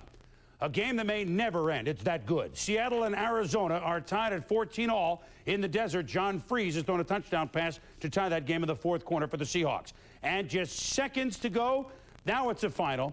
The Houston Oilers at home have defeated the Tampa Bay Buccaneers. That's a final, 19-7.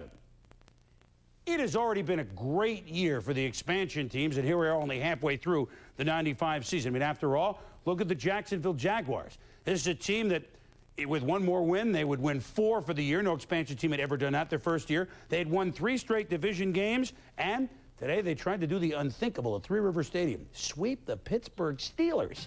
Here we go. Why is Bill Cowher smiling? The team's lost 4 or 5. I'll tell you why.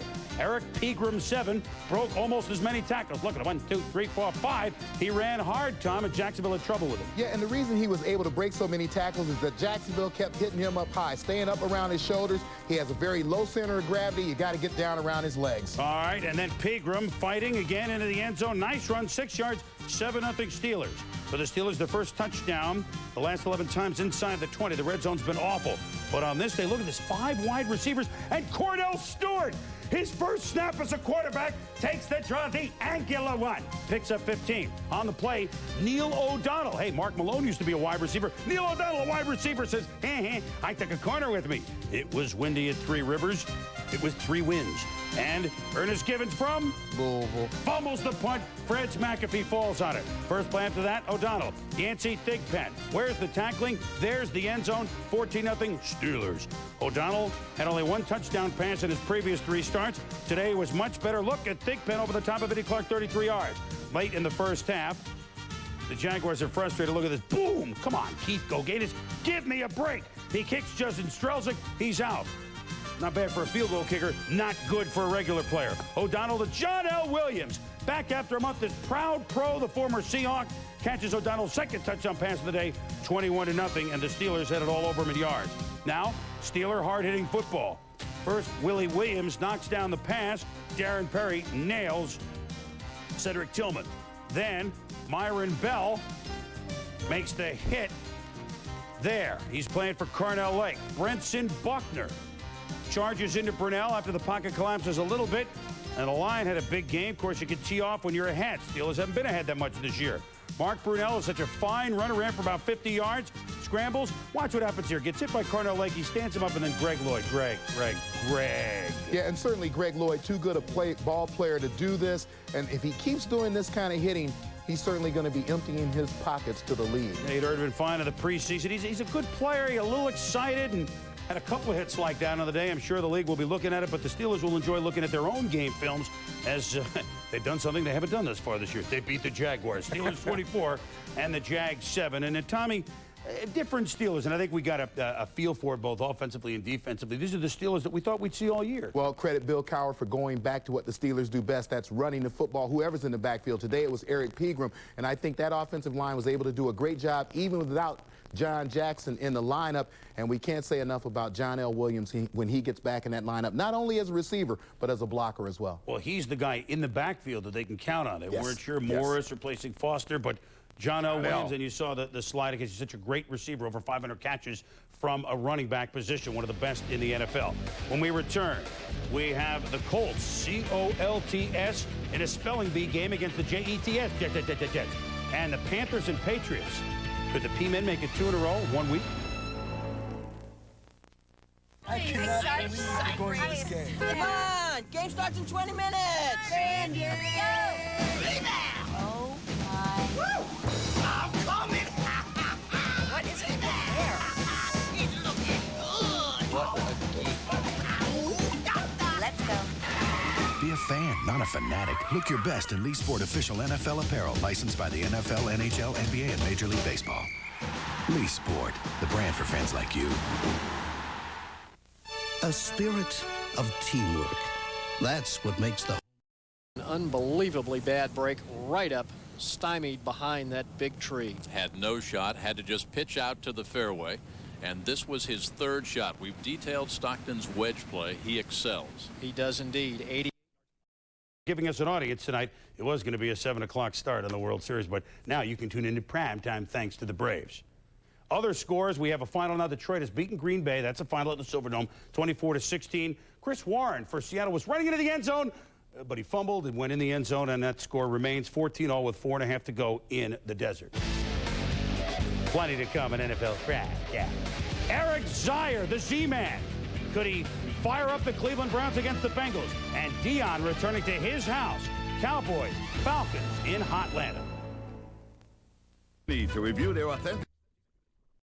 Same thing. A little bit of a difference. Indy's win over the Jets in Week 2 was the type that defines a season. Down 24-3 late in the third quarter, the Colts came back to win by 3 in overtime. Jim Harbaugh came off the bench to lead the Colts back. Now Harbaugh is the Colts starter. He's become the NFL's captain comeback and the league's highest-rated quarterback. The Colts at home against the Jets for meeting number 2 between the two this year. And here we go. Second quarter tied at 3. Harbaugh to Sean.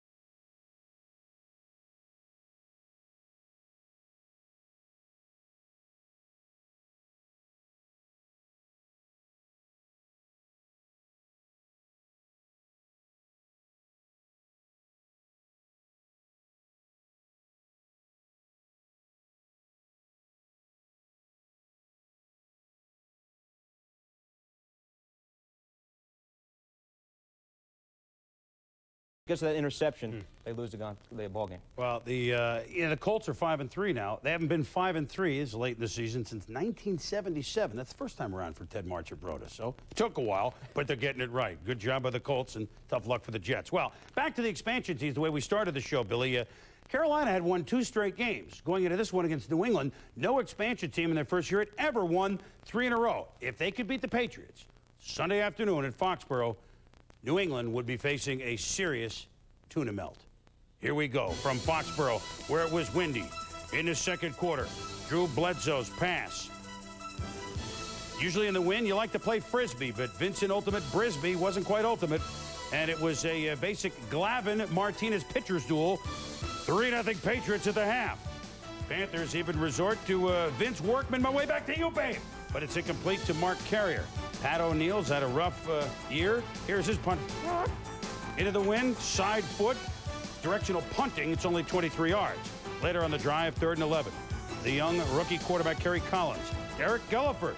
Look at him, split the defense, 33 yards, touchdown, P-Men, the new P-Men. Panthers 10-3. Yeah, and Kerry Collins shows unusual poise. You see Myron Guyton and Terry Ray come up into blitz position, then back off. Collins calls the audible, and the Patriots forget to cover Gulliford. So now, 3rd and 10. Collins to Willie Green. He's the color of money. 33 yards. Willie celebrating at the 5. Won't do that, but it's 17-3. Carolina on my mind. Then Drew Bledsoe, could he come back? Splits the defense to Will Moore, 25 yards to the 5. 3rd and goal. Curtis Martin at 100 yards rushing Monday night against Buffalo. Up, and away. It's the 5th dimension into the end zone. It's a 17-10 lead. After a fumble by Collins, 2nd goal for the Patriots. Bledsoe to look at that little nugget. Fumble! It's a fumble! Sam Mills strips it. Lamar Lathan falls on it. Yeah, not a great look at it from this angle, but Meggett had the ball. Sam Mills stuck it in, stripped it, and the Carolina Panthers take over. Yeah, they took a long time to look at it, but it looked like the good call. 4th and 7. Bledsoe to Brisby for first down. The Patriots still trying to tie it. Martin, left. Touchdown. 17 all. They kick the point after. Don't go for 2. Carolina comes back. 3rd and 9. Collins to Willie Green. Color of money. 31 yards. Sets up at the end of regulation. John Casey. It's doink. It's off the upright. And we go to overtime. Looked like it might have been deflected at the line. In overtime, Pat O'Neill. We showed you his adventures before. Another wobbler. 32 yards. And Gulliford does a good job. Goes straight upfield with it. Excellent play. And that gives the Panthers a chance to pick up a first down or 2. Center it for Casey, 29 yards. Good! And for the first time ever, an expansion team has won 3 in a row. Dom Capers and company have defeated the Patriots at Foxborough by the count of 20-17. They have a better record than the Patriots.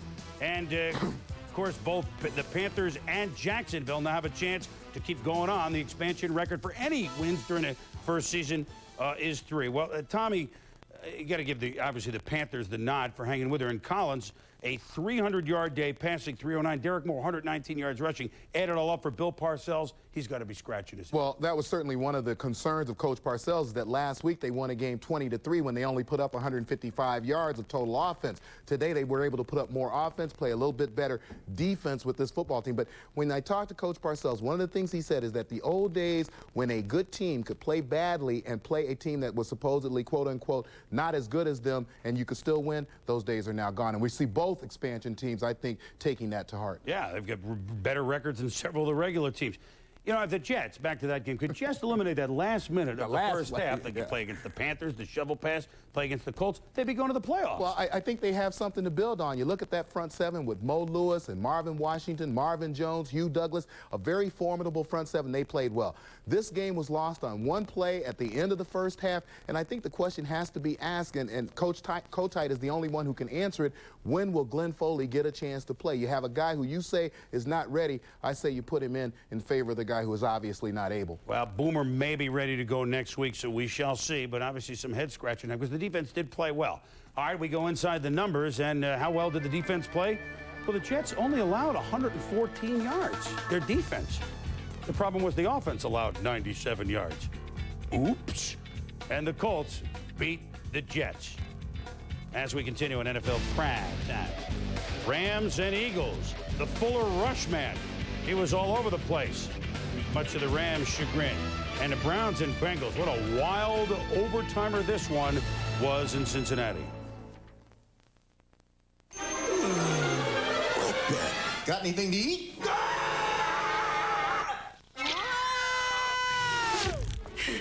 What are you? I'm Face. I think that we could use a snack. You need to relax. I'm on arm. To the kitchen! Hiya, Joe. You got anything to eat? I got these Eagle snacks. Eagle snacks. Eagle snacks. What do you feed your face? All right, gentlemen. Tomorrow, your butts are mine. Lights out. Man, I'm hungry. Russell athletic wear is made to handle the toughest situations on and off the field. Hot dog. French fries. Hamburger. Tacos. Tacos grande. Pizza. Coach, going somewhere, ladies. Hard work. Dedication. Commitment. Get Russell athletic. Get tough. Get up there, Lord, bud. Go, go. Welcome back to Maui. The playoff continues. This was just a moment ago. Dave Stockton with his 6-footer after a bad tee shot, stymied behind a tree. Hit his wedge up to here. This is par putt for his 4 at 18. Bob Charles then made a testy 3-footer of his own. They're at 17, the second sudden death playoff hole. This was Stockton for the birdie, just from the collar. This ball. Take a look at the problems as Chris Miller looks down the field, and he will see every Rams receiver will take a look at the spot shadow on 3 of them, all covered. He has nowhere to go with the football. Meanwhile, for Rodney Peete, they said that Randall would be a secret weapon today. He stayed on the sidelines, not so secret, but Peete to Calvin Williams, he was not a secret weapon. They know about him. Touchdown, 7-0. Then in the second quarter, watch the trademark of Rich Brooks' Rams. They hike it to the up man on the punt, not Lendetta. Todd Heat in the kitchen. Then laterals across to Toby Wright, who makes it right for the first down. What a fun team this is to watch. Next play, then they go back to regular plays, and that didn't work. It was William Fuller, one of his pair of sacks, sacking Chris Miller, and it's 10-0 Eagles at the half. Now, most gardeners and groundskeepers use a garden hoe. At Philadelphia, they use a Phillips head screwdriver. Took 20 minutes to pick the field, but then another fake punt. Todd Kitchen, and look at the effort. Yeah, and the thing we love about this kid is he never quits on a play, and he has deceptive quickness. He is able to get around people and move the football downfield. He's been one of our favorite players this year, much to the chagrin of Ray Rhodes. Miller to Isaac Bruce is another one we like. Look at him rumbling, bumbling down to the 26-yard line. Tack on 15 for the late hit. 2 plays later. From the 12, Miller, Bruce, touchdown, and the lead is 10-9. Isaac Bruce for the 4th straight game, 100-yard day. Did not get 150. He would have been the first ever to have 4 straight 150 yards. Now, do they go to tie it, to make it 10-10? Look at this. It's the swinging gate. They're going for 2 points. But this trick play does not work. And so Jenkins, he's stuffed, and it's still a 10-9 game. Then down 13-9, it's a fumble. William Fuller knocks it loose. Kevin Johnson picks it up. Rumbling, bumbling, stumbling, touchdown. We scored, and the Eagles lead it 20-9. Eagles defense was great. Then Miller drops back. It's William Thomas who made the play on that extra point. Makes the interception. Eagles defense on the day, 6 sacks. Now we didn't see it there, but the Eagles, 6 sacks, 2 picks, 2 fumble recoveries, and they scored the 6 points. And Philadelphia wins it by the count of 20-9. And so the Philadelphia Eagles are 4-0 with Rodney Peete. Still to come on prime time. We got the Browns and Bengals. It was wild, right down to the end. Some plays you haven't seen before. And Cowboys and Falcons. You've seen Emmitt Smith before.